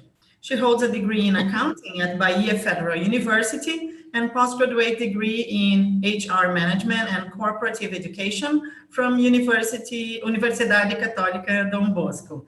Okay, so brought to you straight from Bahia, here we have Luisa Oliveira. Hi guys. Thanks a lot for the introduction, but I asked the permission for all of you to speak a little bit in Portuguese because we are going to speak about emotions in L1, our mother language is our better. Permissão concedida. Ai, gente, eu vim compartilhar o slide. Muito obrigada. Eu vim conversar um pouquinho com vocês porque nós como professores, né, a gente geralmente está naquela correria, então nunca é só o que as pessoas acham que é a sala de aula, né? São os exercícios que a gente tem que preparar, são as avaliações, são as correções, e a gente termina negligenciando um pouquinho, né, de se cuidar da nossa saúde, do nosso estado mental.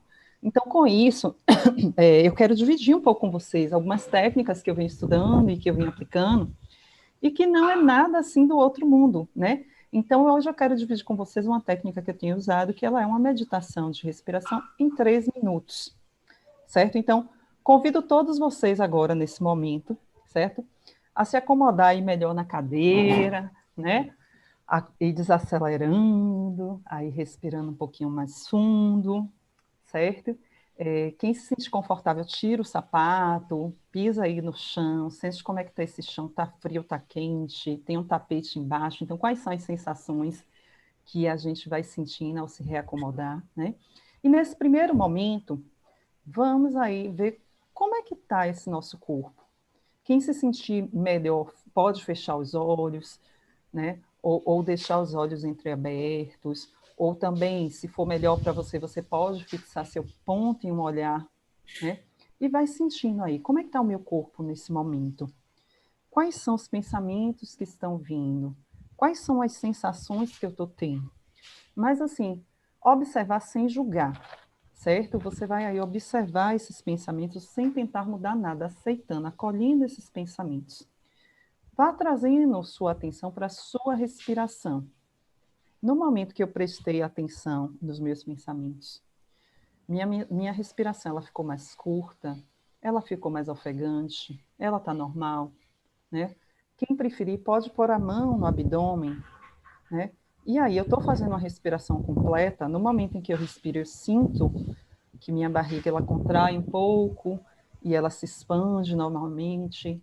Como é que eu estou com essa respiração? Ou minha respiração ela está curta, que só nessa minha região do peito, né? Posso ir tentando expandir um pouco mais essa minha respiração. À medida que eu vou respirando, minhas sensações vão melhorando, né? Meus pensamentos, eles vão se rearrumando. Curta um pouco esse momento, né? Curta e sinta bem essa respiração, esse ar entrando, esse ar saindo. E agora, vai expandindo toda essa sensação para o seu corpo. Vá prestando atenção no seu corpo como um todo. Quando eu começo a prestar atenção no meu pensamento, tem alguma parte do meu corpo que fica mais tenso? Eu consegui relaxar mais? Tem alguma parte do meu corpo que ela esquenta? E vá apenas acolhendo, vá respirando. E vá criando um tipo de um mantra para você. Inspire pensando em algo que você acha que é muito bom, que pode alimentar todo o seu corpo. E vá expirando, botando para fora aquilo que você não quer mais, aquilo que não mais te pertence, aquilo que por hoje já deu. E vai fazendo. Eu costumo muito usar o mantra, né? Eu inspiro amor e eu vou expirando paz. Uma paz que seja comigo e que também contamine a todos ao meu redor, que todos que estejam ao meu redor sintam essa paz. Com isso, eu vou relaxando meu corpo, vou soltando os meus ombros, vou relaxando minha mandíbula, relaxo os meus olhos, repouso minha mão sobre minhas coxas e vou deixando ela bem leve. Vou aos poucos criando aí um retorno, vou abrindo meus olhos lentamente para não me ofuscar com a luz. Vou esboçando um leve sorriso no meu corpo, agradecendo por estar aqui, pelo meu trabalho, pelas minhas atividades, pelas pessoas que convivem comigo. E retorno. E aí, como estão se sentindo? Espero que todos tenham se sentido muito bem. Existem meditações guiadas, gente, que a gente encontra aí nos canais do YouTube, existem aplicativos. Caso vocês queiram saber mais sobre isso, tem meu contato aqui, fiquem à vontade, né? E quando vocês estiverem fazendo esse exercício, esse tempo do retorno, tomem o seu tempo, o tempo que for necessário para você. Parece uma besteira, são 3 minutos, mas quanto mais a gente pratica, melhor a gente se sente, e a gente começa a ir aplicando, a prestar atenção na nossa respiração por todo o nosso dia e por toda a nossa vida. Foi rapidinho, mas espero que tenha sido bem bacana para vocês, né? Agradeço muito pela oportunidade e fiquem à vontade para fazer contato comigo, tá bom? Excelente dia a todos, né? E bom término de curso. Muito obrigada, Luísa. Realmente é uma coisa simples, às vezes até óbvia, mas a gente precisa realizar para que faça efeito, né? Não só saber que pode ser feito, mas realmente fazer. E 3 minutos realmente passam bem rapidinho, né? E trazem um benefício para a gente. Muito obrigada, Luísa, pela tua participação, foi ótimo. Bom dia para todos. Bye, bye, guys. See you. Ok, então, para finalizar essa nossa janela de Best Practices in 5 minutes, é um desafio passar tanta informação e tanta experiência em 5 minutos, né? Mas a gente queria justamente promover esse desafio. E professores nunca se negam a um bom desafio, né? Então, eu vou chamar a nossa próxima e a última participante, né, dessa nossa 5 minutes Best Practice. Então, com vocês agora, Valéria Aguilar Pradella. She works as an English teacher at Escola Municipal de Educação Fundamental in Santa Maria, a public school in Bauru, São Paulo. Valeria has been working as an English teacher for over 30 years. She was pedagogical coordinator at CCAA Governador Valadares in Minas Gerais for 4 years and at CNA Bauru for 3 years. She holds 2 graduate degrees in Letras and Human Resources and 4 postgraduations in psychopedagogy, English, neuropsychopedagogic, and Libras. Okay, so with you now, Valeria. So Valeria, I'm sharing your presentation right now. Thank you. Good morning, everyone. As you said, my name is Valeria and I work at 4 municipal public schools in Bauru, state of São Paulo, and I teach English from the 1st to the 9th grade. We public teachers have also struggled with what and how to teach through this pandemic time, not only the content we have to, but the best way we could to get them interested, involved, understanding, learning, and being able to give us good feedback through their questions, needs, and success. And we were really concerned about this distance internet causes in the learning process in such young minds and who are not into that system. If learning Portuguese would be an adventure, I realized how challenging that would be, learning and practicing English by themselves. And I decided to create WhatsApp groups for the kids and parents, so they could and they still can call me anytime and ask me whatever they doubt. I also created groups at chat class, so they could practice English there as well. I also have sent them materials such as bilingual dictionaries, game books, storybooks, coloring books in English, and I've tried to bring to the remote class some aspects I would do and perform in my real class, where I am very close to them. Where I play a lot and I really interact with them. Besides that, I was also missing that busy, loud classroom environment and the connection with them. I love playing games, small talks, projects. I enjoy movement, and I was missing it. I was missing my students. It was when a friend of mine, who is also an English teacher at a public school in Imperatriz, in the state of Maranhão. Her name is Adna Sanchez. She sent in the WhatsApp group of teachers where we participate in the lyrics of 2 old songs that are lively. And that was the very beginning of this project, which I developed with the 6th graders as well. The song used was 3 Little Birds by Bob Marley, which has cool rhythm and easy level of English. So that would be a quite nice task for them. Thus, I planned and sent to the groups this challenge. They would have to listen to the music, read the song, understand what it was about. And in the last week of the month of June, they would have to send me a video, a PowerPoint, or even just the media of that song sung by them. And they could invite brothers, sisters, cousins, parents, uncles and aunts who love to help the children, people who live with them to participate with them in the project, and they could even do together with classmates and join the parts.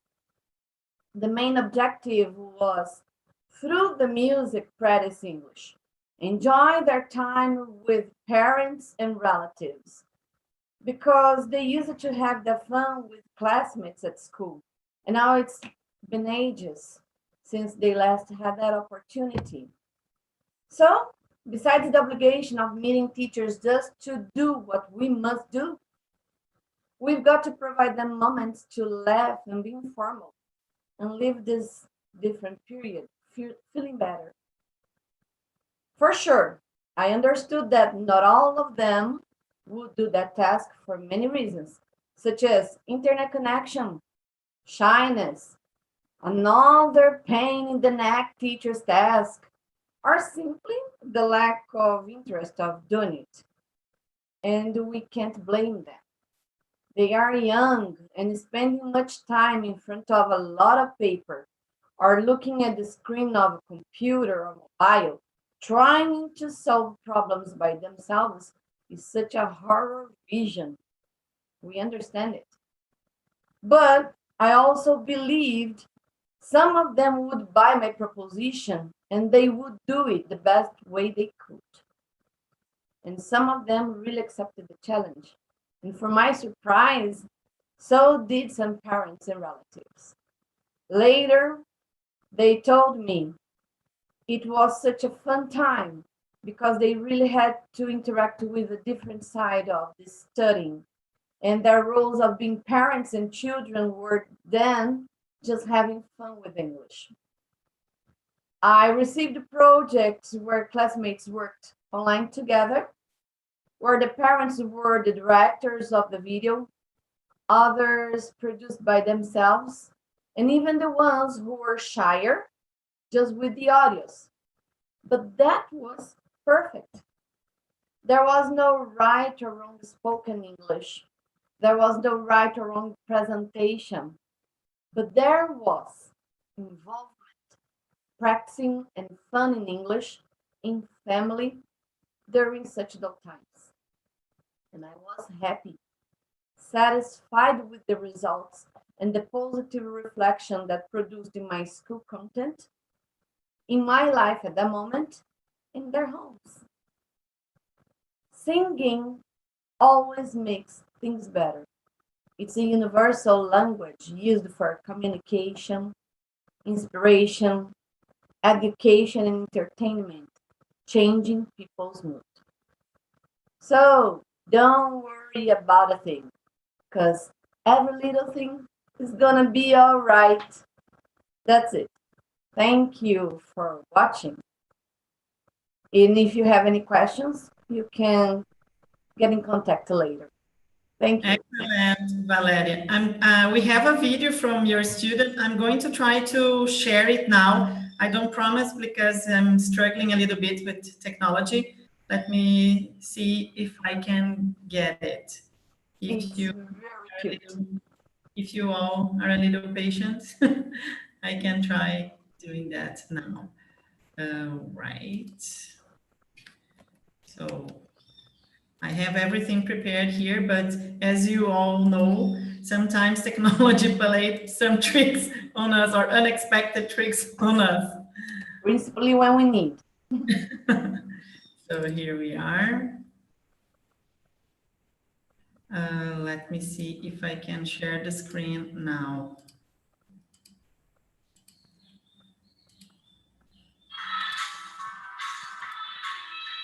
Can you see that? Yes. Is the sound sharing as well? Yes. Yes, everything okay.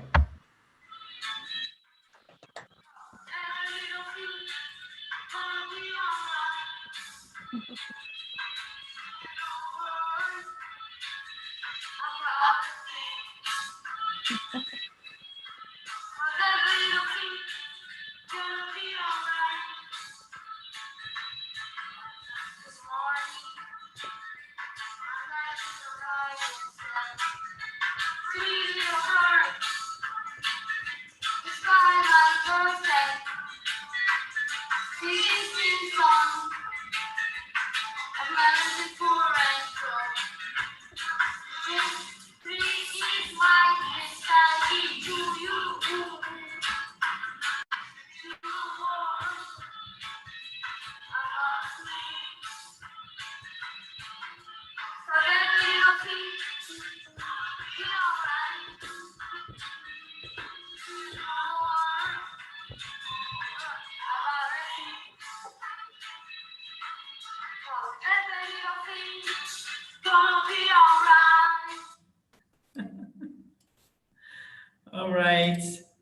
What an adorable way to wrap up this 5-minute window.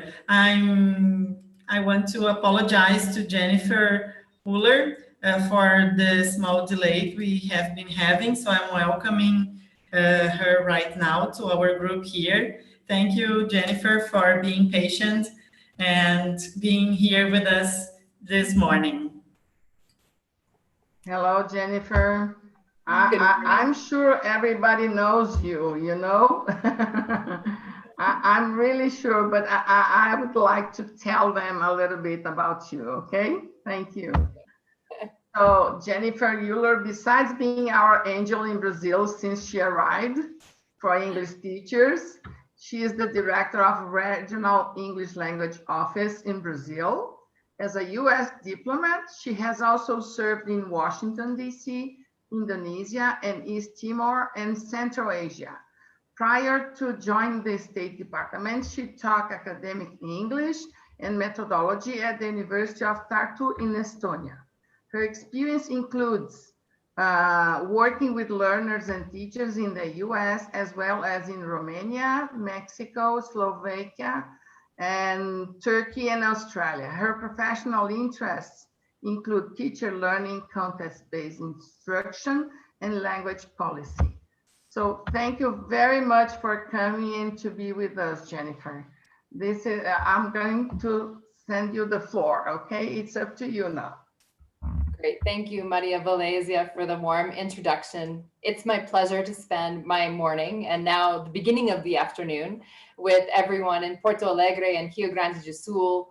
I remember being at your conference last year, and it's really exciting to come back and to share with you. So I'm going to share with you a little bit this morning. I hope you'll find everything that I have to give to be something that is useful for your classroom teaching now and going into next year. Just a minute while I share my screen. There we go. Good. So as mentioned, I'm from the Regional English Language Office, which is part of the U.S. Embassy and consulates here in Brazil, a very specific office that's focused on English teaching and learning. I have really the privilege to work with wonderful people across the country, including BRAZ-TESOL and other teachers associations. And this morning, I propose talking about 10 awesome, open, and free teaching tools for teachers. And in preparation, I was thinking more about this presentation, and I had some work that had to be done in my house, and I had technicians come with tools. And I thought, you know, tools, we use this metaphor all the time in English teaching, but it might not be the right metaphor right now. There's nothing that we need to fix. And I go for lots of walks, especially during these times of the pandemic and quarantine in my neighborhood. And I was out for a walk about 2 nights ago, and I had some observations to make that informed how I organized this presentation. I live in Brasilia, and this is happening. For me, it's a little strange that this is happening because it's November, but lights are appearing. And as I went around my neighborhood, I saw peeking into windows and in courtyards, Christmas trees and a lot of lights. And I began to feel a little bit inspired, even though putting up Christmas lights for an American before Thanksgiving is really a faux pas. But I have to admit, I love the season. I love the lights. I love the sparkle. And I got a little bit lost and dizzy. And then it came to me about exactly what teachers need. What teachers need right now, after many months of hybrid teaching, online teaching, changes to their practice, sometimes things that were really out of their control, teachers need presence. And so today, I've decided to bring to you 10 presents for English teachers instead of tools, knowing that all of you deserve many, many presents, not only this time of year, but all year long. So here we go. I have 10 presents for you this morning to finish up the conference. The first present I have for you is, yeah, you guessed it, thin crust pizza. I love pizza. And this delivery you might think is going to be a little bit tough because I'm not sure a pizza can get from my house in Brasilia to Porto Alegre or Caxias do Sul or any place in Rio Grande do Sul quick enough for it to be fresh. No worries. I'm really talking about a recent episode of our podcast. The Regional English Language Office started a podcast during the pandemic specifically for learners at the elementary intermediate level to learn more about English. And I listened to this episode last week on thin crust pizza. We're partnering with the University of Texas in Austin, who has an amazing linguistics department that works with Portuguese teaching, and is now doing a podcast for the Relo Brazil office that is in Brazilian Portuguese and English with a short dialogue. This one is about thin crust pizza, as well as vocabulary, grammar, noticing, authentic speech. This is one of my favorite episodes. There seems to be a trend of the episodes I like. They're all about food. This is something you can share with your students so they can practice during the summer vacation. It's something you can listen to. I love listening to the episodes. You could also use in your teaching. On the website for Slice of Life, the name of the podcast, you can find the full dialogue. You can find suggestions for how to use it and reuse it in your classroom setting as well. I can imagine using this in an online classroom, and it's free, open, available as a present for you. Good. We will have 50 episodes in total. I think that there are about 13, 14 episodes right now, including one on Thanksgiving that came out just yesterday or the day before. So be sure to check it out. Língua da Gente, wherever you get your podcasts. So on Spotify, on iTunes, or in an RSS feeder or some other application. Or you can go to the website, Língua da Gente, Slice of Life, check out all the materials. It's really, really great stuff. And enjoy a slice of thin crust pizza. All right, no worries. I told you I had 10 presents. Here's the next one. Present number 2. The news. Now you might be thinking, Jennifer, we don't need any more news. This has been a difficult year with so many things happening. And I would say to you, well, you know what? It's more important than ever to be up to date on the news. And more important than that is to know fact from fiction, to be able to read the news and make evaluations, to critically think, and to be passing that along to your students. So my second present is a massive open online course, a MOOC on media literacy that is designed to help students understand the difference between fake news and real news in magazines, newspapers, television, radio, and social media. And I can think of nothing more important this moment. I've taken this MOOC myself. It is something I really, really enjoyed. I learned a lot from it. And it's been extended all the way until March 29th, 2021. So there's lots of time to invite your students, share this resource, or maybe use it as your classroom material. It's open. Everything is openly licensed, meaning you can borrow it and reuse it. The material is designed to be used in about 5 weeks, combining the learning of English at the intermediate level with media literacy. And you can honestly do it faster or slower. There's a little bit of choose your own adventure, choose your own pace, but it's really great and timely material. And I wanted to share with you a graphic that I took from the MOOC that I really, really liked and thought I would like to share this with every student I've ever taught, especially in talking about current affairs. These 5 questions for media analysis. Who created this? What techniques were used to attract my attention? What values are included or omitted, left out? Why was this sent? How might other people understand this differently? I know as a teacher, these are important questions for anything that our students read. And so I want to share this resource for you and let you know that it's open and available. At the end of my presentation, I will share a QR code, and you can find all of this information through that QR code and through the website for the Regional English Language Office, which I'll share with you again. But I hope in the new year and over the holidays, you will have lots of good news, but also be able to differentiate with good media literacy. All right, present 3. Every teacher needs a good pen. I love a good writing pen, especially a new one.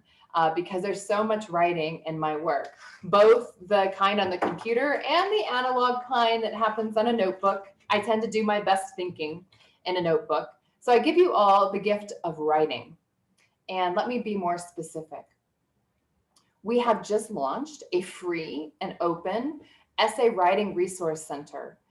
Writing's one of the most difficult things in every language. In my foreign languages, writing is difficult and time consuming for me, and I need lots of practice as well as explicit attention to what is going on in writing. So this essay writing resource center has been created by a US Department of State English language specialist specifically for Brazil. And it includes how to put together an application essay for study in the United States or as a program application, as well as general tips for successful academic writing. It includes videos, model essays, exercises, and quizzes, all for a student to use this material directly to learn, or for a teacher to use this material in the classroom or as a supplementary exercise, as homework, or maybe extra work outside of class for those superstar students who can use extra help with their writing, who cannot use extra help with their writing. If you go to the Essay Writing Resource Center, the QR code is here, but it's also linked from our page, which I will give you again later, I promise. There are 6 modules that cover application essay writing with models, studying audience, how to get started and brainstorm, bringing writing from the word level to the sentence level to the paragraph level to the argumentation level, talking about academic vocabulary, and finally how to keep writing. This is brand new. It's being published as I speak, and I hope you will share it in your classes or with your students because it's really a great resource for learning. Okay, what else do I have? More presents. A lot of presents for you today. Oh, sorry, before I move on, we're thinking about a lot of writing in my office, and I wanted to share with you very briefly, I won't talk about it for very long, a new series that has 8 parts on writing centers. This is much more focused on higher education, but connects perfectly with that idea that writing sometimes does not get enough attention at any part of the education system, and it's so fundamental to being successful as a student or as a scientist. So with the Federal University of Paraná, we have opened up this program called AWARD, Academic Writing and Research Development, with monthly webinars on a community of practice page on Facebook called Writing Centers of Brazil. If that's interesting to you, we have some of the tippy-toppy, super, most fantastic specialists speaking about areas of their expertise. What is a writing center, how to organize one, making a community of practice, training up mentors to be independent, and so on. Join us. The next webinar is going to be on December 11th, and the previous ones are recorded for you to watch on that same page. Okay, enough about writing. What about your next present? The 4th present I have for you today is not an old television, but a series for you to binge watch. I don't know about you, but on a holiday, I like to make some popcorn, sit down, and enjoy a sequence of storytelling online. And lucky for you, the Regional English Language Office has a lot of material that you can binge watch on English as a medium of instruction.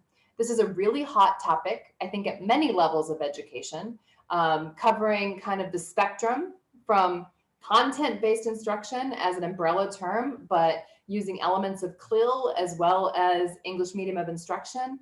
We have a 6-part series on our Facebook page that was recorded by Joyce Kling, a specialist in the area, as well as Julianne Hammock, who's also a specialist, on various aspects of English as a medium of instruction. You can go there, you can watch them back to back to back to back with popcorn, your new pen, and learning more about this area that is a very important area here in Brazil, and one in which teachers have a lot of questions.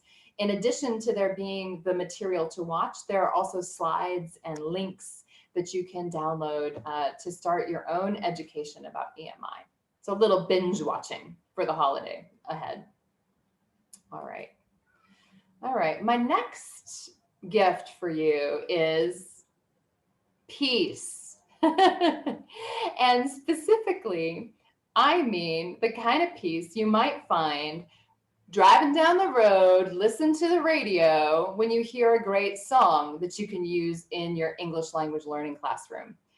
I specifically want to share with you a song called Peace by an artist called Chen Lo. And I'm going to attempt to play some of it for you. I'm not sure if it will play, but we'll try it. Here we go.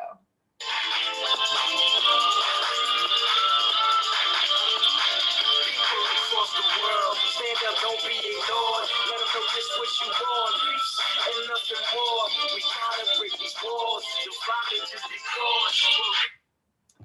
You can listen to it later on your own. I will share the link.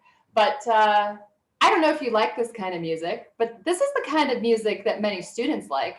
And when I try to find a rap song or something R&B that's cool, I have run into the problem as a teacher that the lyrics are sometimes not very positive and not things I want to talk about in my classroom that are appropriate to talk about with teenagers.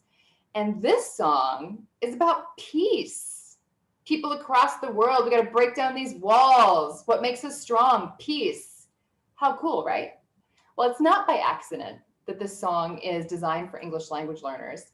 It's part of a collection of songs on americanenglish.state.gov, again, linked from our page and the QR code at the end, called Sing Out Loud American Rhythms, that uses songs from many different genres, all with positive messages that are appropriate to use with young people, or maybe even old people too, that can be analyzed. And even better than that, this is not just a song CD with great songs for you to use in your classroom. It is also a book of how to use songs, a menu that has many, many ideas of what to do before, during, after the song. And so I pulled some screenshots to show you, knowing that if we open the resource, you might be more likely to use it later. So here's the menu. You can see on the left, there's pre-listening, listening, singing, and post-listening. And these are not activities like you should not do, I don't think you should do, you know, maybe 12 activities with the same song because your students will be really fed up. However, it's a menu where you can kind of choose your appetizer, your main course, your dessert, and put together something that's going to work for your goals and for the students you have. So this is really cool because there's a lot of choice, and it's all pre-cooked for you for the songs that are included on this CD, including, as you can see, materials that you can print and cut out or use individually if you're working online with your students. And there's just a lot of great material there. So American Rhythms is another gift from me to you, and peace in this holiday season. Okay, songs. My next present is a game. Some of you know that I am married to a German who is a game board freak. And I learned how to play many board games together with him. And it's one of our hobbies as a couple. We love to play strategy games and games in general. And so my gift number 6, present 6 for you, are games that you can use with your students to learn English. And so let me show you Activate. This is another free resource that is downloadable, free and open for you to use and reuse, that gamifies the English language classroom with many examples that are kind of recipes that you can build around a certain vocabulary set or a certain grammar focus that you might have. On the American English website, you will find webinars on how to use the material, recipes for the games, variations, like you can change this just a little bit, templates you can download and make your own games or ask your students to make games, and a focus on DIY, or do it yourself, making games from pizza boxes or making games from rocks or pieces of paper that all of us have available, or even playing these games online. So I'm showing you a screenshot here of some of the materials. They're beautiful.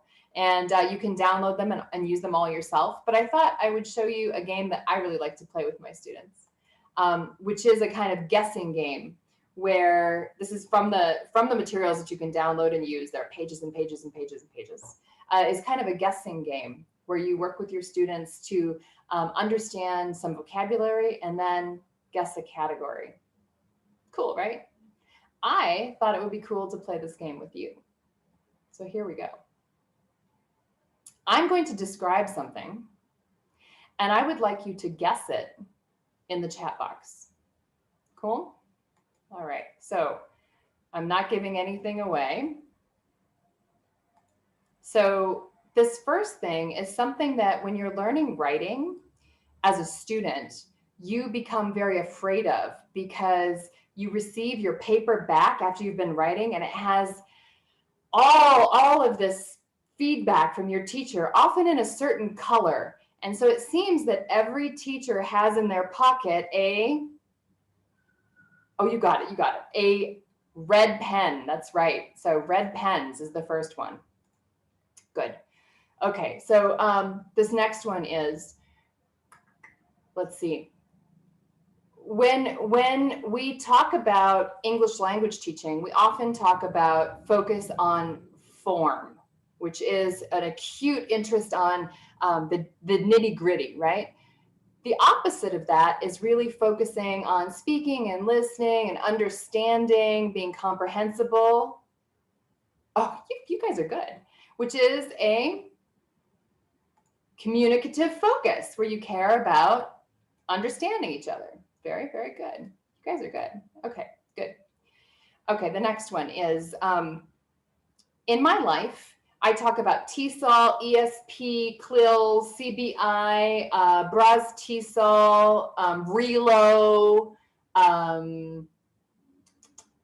PBL that was mentioned already today, SEL, which is something, and all of these things I'm talking about have something in common. They are, oh, acronyms, absolutely right. So we have a lot of acronyms. Let's see, I don't know, there we go. Oh, and my computer seems to be frozen, so let me see what's going on there. Oh, there we go. We have a lot of acronyms. That's right. Good. Okay. So something I like to do when I'm with other teachers is tell stories about my students. And when there are many people together, we start telling these stories, and there's a sound that comes out of our mouth that is joyful and happy. Oh, yeah, that one was too easy. Laughter. Laughter. Good. Okay. Good. All right. This next one I think you're gonna like. This one is my mother really, was really a stickler for everything being absolutely correct. And she is someone who believes that you cannot have a dangling modifier, you cannot split an infinitive, and you have to be very careful with your pronouns. And she believes in a certain kind of grammar. It is not descriptive. Nice. That is prescriptive grammar. That's right. Okay. Last one. All right. So this one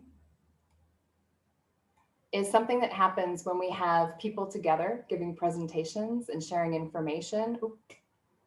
And it's happening today, which is, I just said the words, I broke the rule, which is, oh, I don't know what's going on with my presentation, which is sharing. Very, very good. And all of these things have in common what's happening today. We're in a meeting of English teachers. Yeah. So, I mean, lots of fun games like this with a focus on not only seeing examples, but also very much making your own, which I think is at the heart of what lots of teachers do. We need that creativity and flexibility, but sometimes we need a little inspiration. Okay, so my present number 7 for you is a zombie, a monster. More specifically, I want to give to you the monster book. And you might know about this book because it is very famous here in Brazil. Many, many Brazilian teachers, probably some of the teachers who are here today, wrote some of the activities that are included here. It's written with teachers around the world, and it has many sections, very practical, very easy. It's plug and play, with some options for variation, with sections on lead-ins, listening, music, speaking, storytelling, drama, reading, vocabulary, writing, critical thinking, games, interactive activities, pictures, large classes, culture, and scaffolding. And all of it is available free, open for you on americanenglish.state.gov from the US Department of State. And I thought we'd look at a couple of examples because this is such rich content. So first, the section on large classes, which speaks to me because I've taught in large classes, and I know many public school teachers also teach in large classes, has some ideas about classroom management using the tops of bottles. So saving the plastic bottle tops or metal ones from when you drink your Coca-Cola or whatever beverages you're drinking, to use them to make groups in classrooms. And I read about this and thought, this is such a good idea. Another example I found that I really liked, another monster for you, was about listening. And listening is such a tough skill to teach. And it's especially important now that we're online and on Zoom. And so I pulled this example on speed mimes, something you can do to reinforce movement and working together with students in a way that is collaborative and that acknowledges those needs to use multiple intelligences, and getting especially young learners moving and connecting mimes or movement with words. So there's my monsters for you. All right. If you're counting, we're up to 8. So present number 8 for you is going to tap into your inner artist as a teacher. I don't think of myself as very artistic, but I appreciate a lot of art. And I know that many of my students like that outlet to explore art in the classroom, and teachers find it useful too. Another free resource, open, free, for you is the book Create to Communicate on americanenglish.state.gov. Has multi-level project-based learning samples that you can adapt to different levels. It's all about making, often with free or no cost materials that you can recycle from your house. It works with multiple intelligences. It's multimodal, and which is especially important right now, and includes units on drawing, even for people who are not good drawers, collage, sculpture, and mixed media. And I pulled an example to show you just how complete these are and how easy it would be to use. I was flipping through the book virtually online, and I noticed this section on sculpture. I don't think of myself as a sculptor. I don't know how to make pots or anything like that. But I noticed something that I did as a kid, which is use recycled magazines to make objects. And so here in the sculpture section, there's something on reduce, reuse, and recycle, which I also think is so important in thinking about our environment, raising awareness about the culture of disposing and consuming things.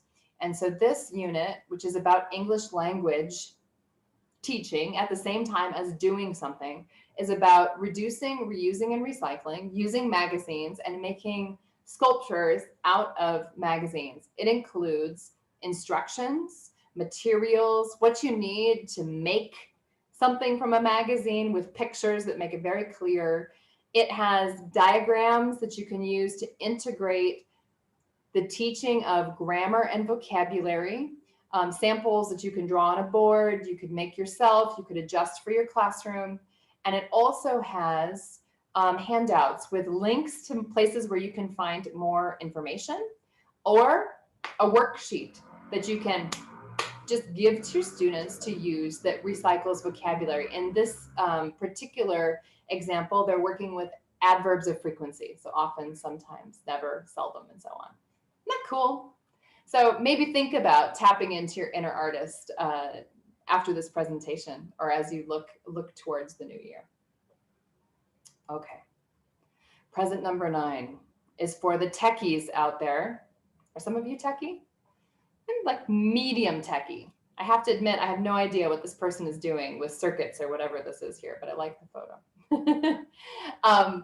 what I'm talking about is technology that's part of our everyday life right now. English Teaching Forum is a magazine created by teachers and for teachers. And I recently looked at the most recent journal because I was like, oh, what's there? I need to look at Forum. There's always good tips there. And I found this article about digital age pedagogy with lots of free, no cost, easy to use examples of technology for English language teachers. And I thought, I'm going to share this. This is so good. For those of you that don't know about English Teaching Forum, such a good resource. And it comes out 4 times a year. It's online on americanenglish.state.gov. It's written by teachers who work in classrooms, which to me is really meaningful, to have practitioners leading the way and connecting research to what actually happens in our classroom. Many of the articles are written by teachers like you, and we always encourage Brazilians to write more often for Forum. They accept submissions from anyone, anywhere, and they really want you as classroom teachers to contribute. There's lots of professional development, a reader's guide if you want to read it together with friends. There's a search engine of the last 35 years of issues, many with very well-known practitioners in the field of teaching English to speakers of other languages. And you can download it, share it, print it with whomever you wish. You can download individual articles or activities. You can also download the entire journal. So if this article on digital age pedagogy speaks to you, please go to American English and download it. It's a great article, and it's from a former English language fellow who's in Kazakhstan, which is a place where I've spent time as well. All right. It's the moment you've been waiting for. Here we are, the 10th present. And you know I'm only giving you 10, right? No, there are many, many more presents. I've just chosen to highlight 10 of them today. So I wish that I could buy all of you a new car. Unfortunately, I don't think that's possible. However, one of the things that I think about this time of year, as one year is finishing and we're looking into the next year, is a little bit of reflection. And I don't know about you, but for me in 2020, there's so much to reflect on because this year unfolded itself in the most unpredictable way. And there definitely have been high and low moments. And so I'd like you to take just a minute with me and evaluate 2020. When you look in your rear view mirror, what do you see from the last year?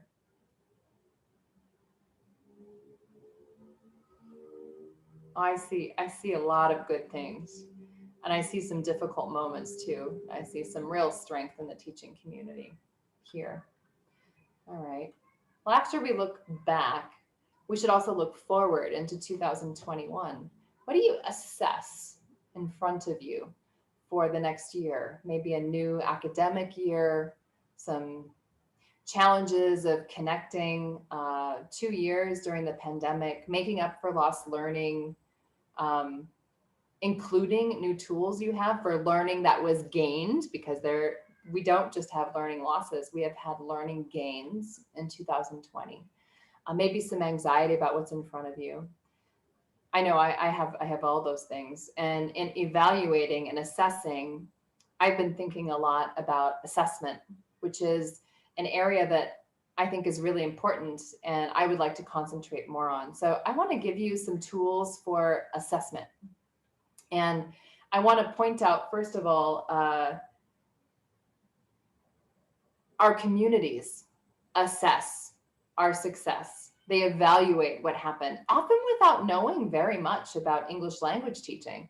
There are a lot of opinions that are shared about how to teach English, how to learn English, what people think about teachers or administrators. And for that reason, the Regional English Language Office did a series with Dr. Jan Dormer, who is an English language specialist, talking in Portuguese in some very informal conversations about what is bilingual education, what is a good English program, what does language proficiency mean, how can you assess it, what's the role of the professor, tudo em português. And we did it in Portuguese so that you could share it with people who don't understand, parents, teachers of other subjects, people maybe in your school, or maybe even for yourself. There's really good content there that is not only the videos of the talks, but also resources where you can explore more information, and infographics about each topic. So I encourage you to explore. All of it is on the Regional English Language webpage on the U.S. Embassy in Brazil. I will share it with you here in a minute. And specifically, I'd like to point out to you a couple of items on assessment. One is a recording that Jan did on language proficiency, again, in Portuguese, that I think points out to our community and to us, if we've forgotten or need a reminder, what are some of those important elements of language proficiency, and what does it mean to speak or use or write another language? And so I'm going to rewatch that for 2021 because I'm focused on this area of assessment. Another resource related on assessment that I'm going to participate on is a massive open online course on assessment. It doesn't open till April, so you can't use this gift right now, but it's on my radar. I'm marking my calendar because I really want to make sure I have a chance to contemplate and think about assessment. I know it's a hot topic for many teachers, many schools, for the ministry and secretariats. And so I've got an eye on these two resources as things that I would like to gift to you. Okay, we've covered a lot of ground. 10 gifts. But I do want to say to all of you that for me, English teachers are a gift. You are the gift. And I want to thank you for being part of my community in 2020, for all you do to connect with each other through the BRAZ-TESOL branch in Rio Grande do Sul, but also in your teachers, in your schools and your communities. It's been really a remarkable year. And I hope that you will have some time in December and January to sit down, reflect on what a gift you are to your entire community, and to find some energy so that you can continue to be that gift. Here on this final slide is a link to the U.S. Embassy website where you can find everything that I've talked about from the Regional English Language Office. Again, free and open and available to you. There's also a QR code. If you're using your phone, you can scan it and you'll be right there. You can see everything.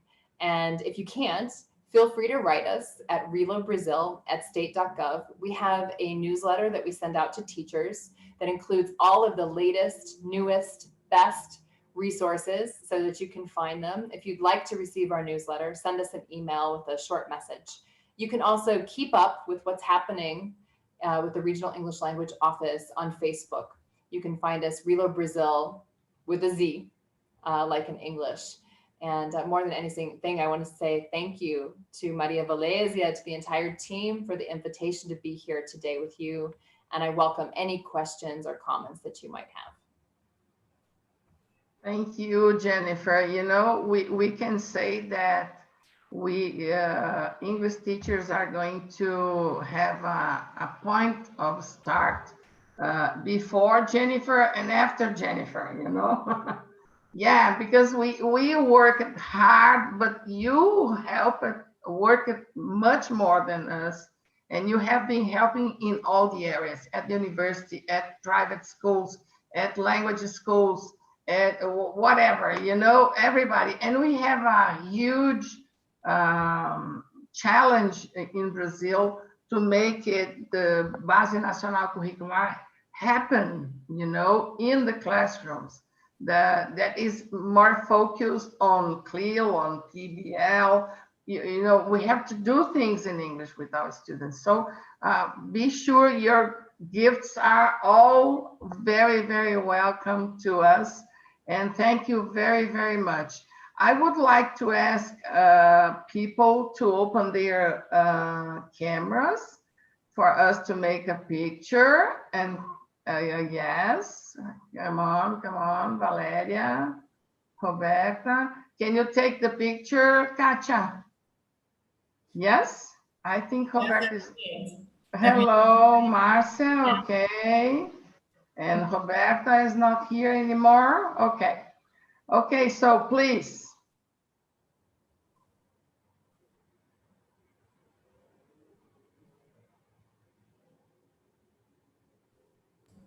Let me just see if I got it right.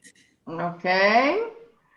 And while you check it, just let us know if you need another one. We I need would another one. No? We need another one. Okay.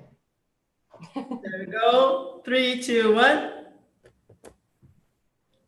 Oh, Marcia didn't turn on her camera. Marcia, where are you?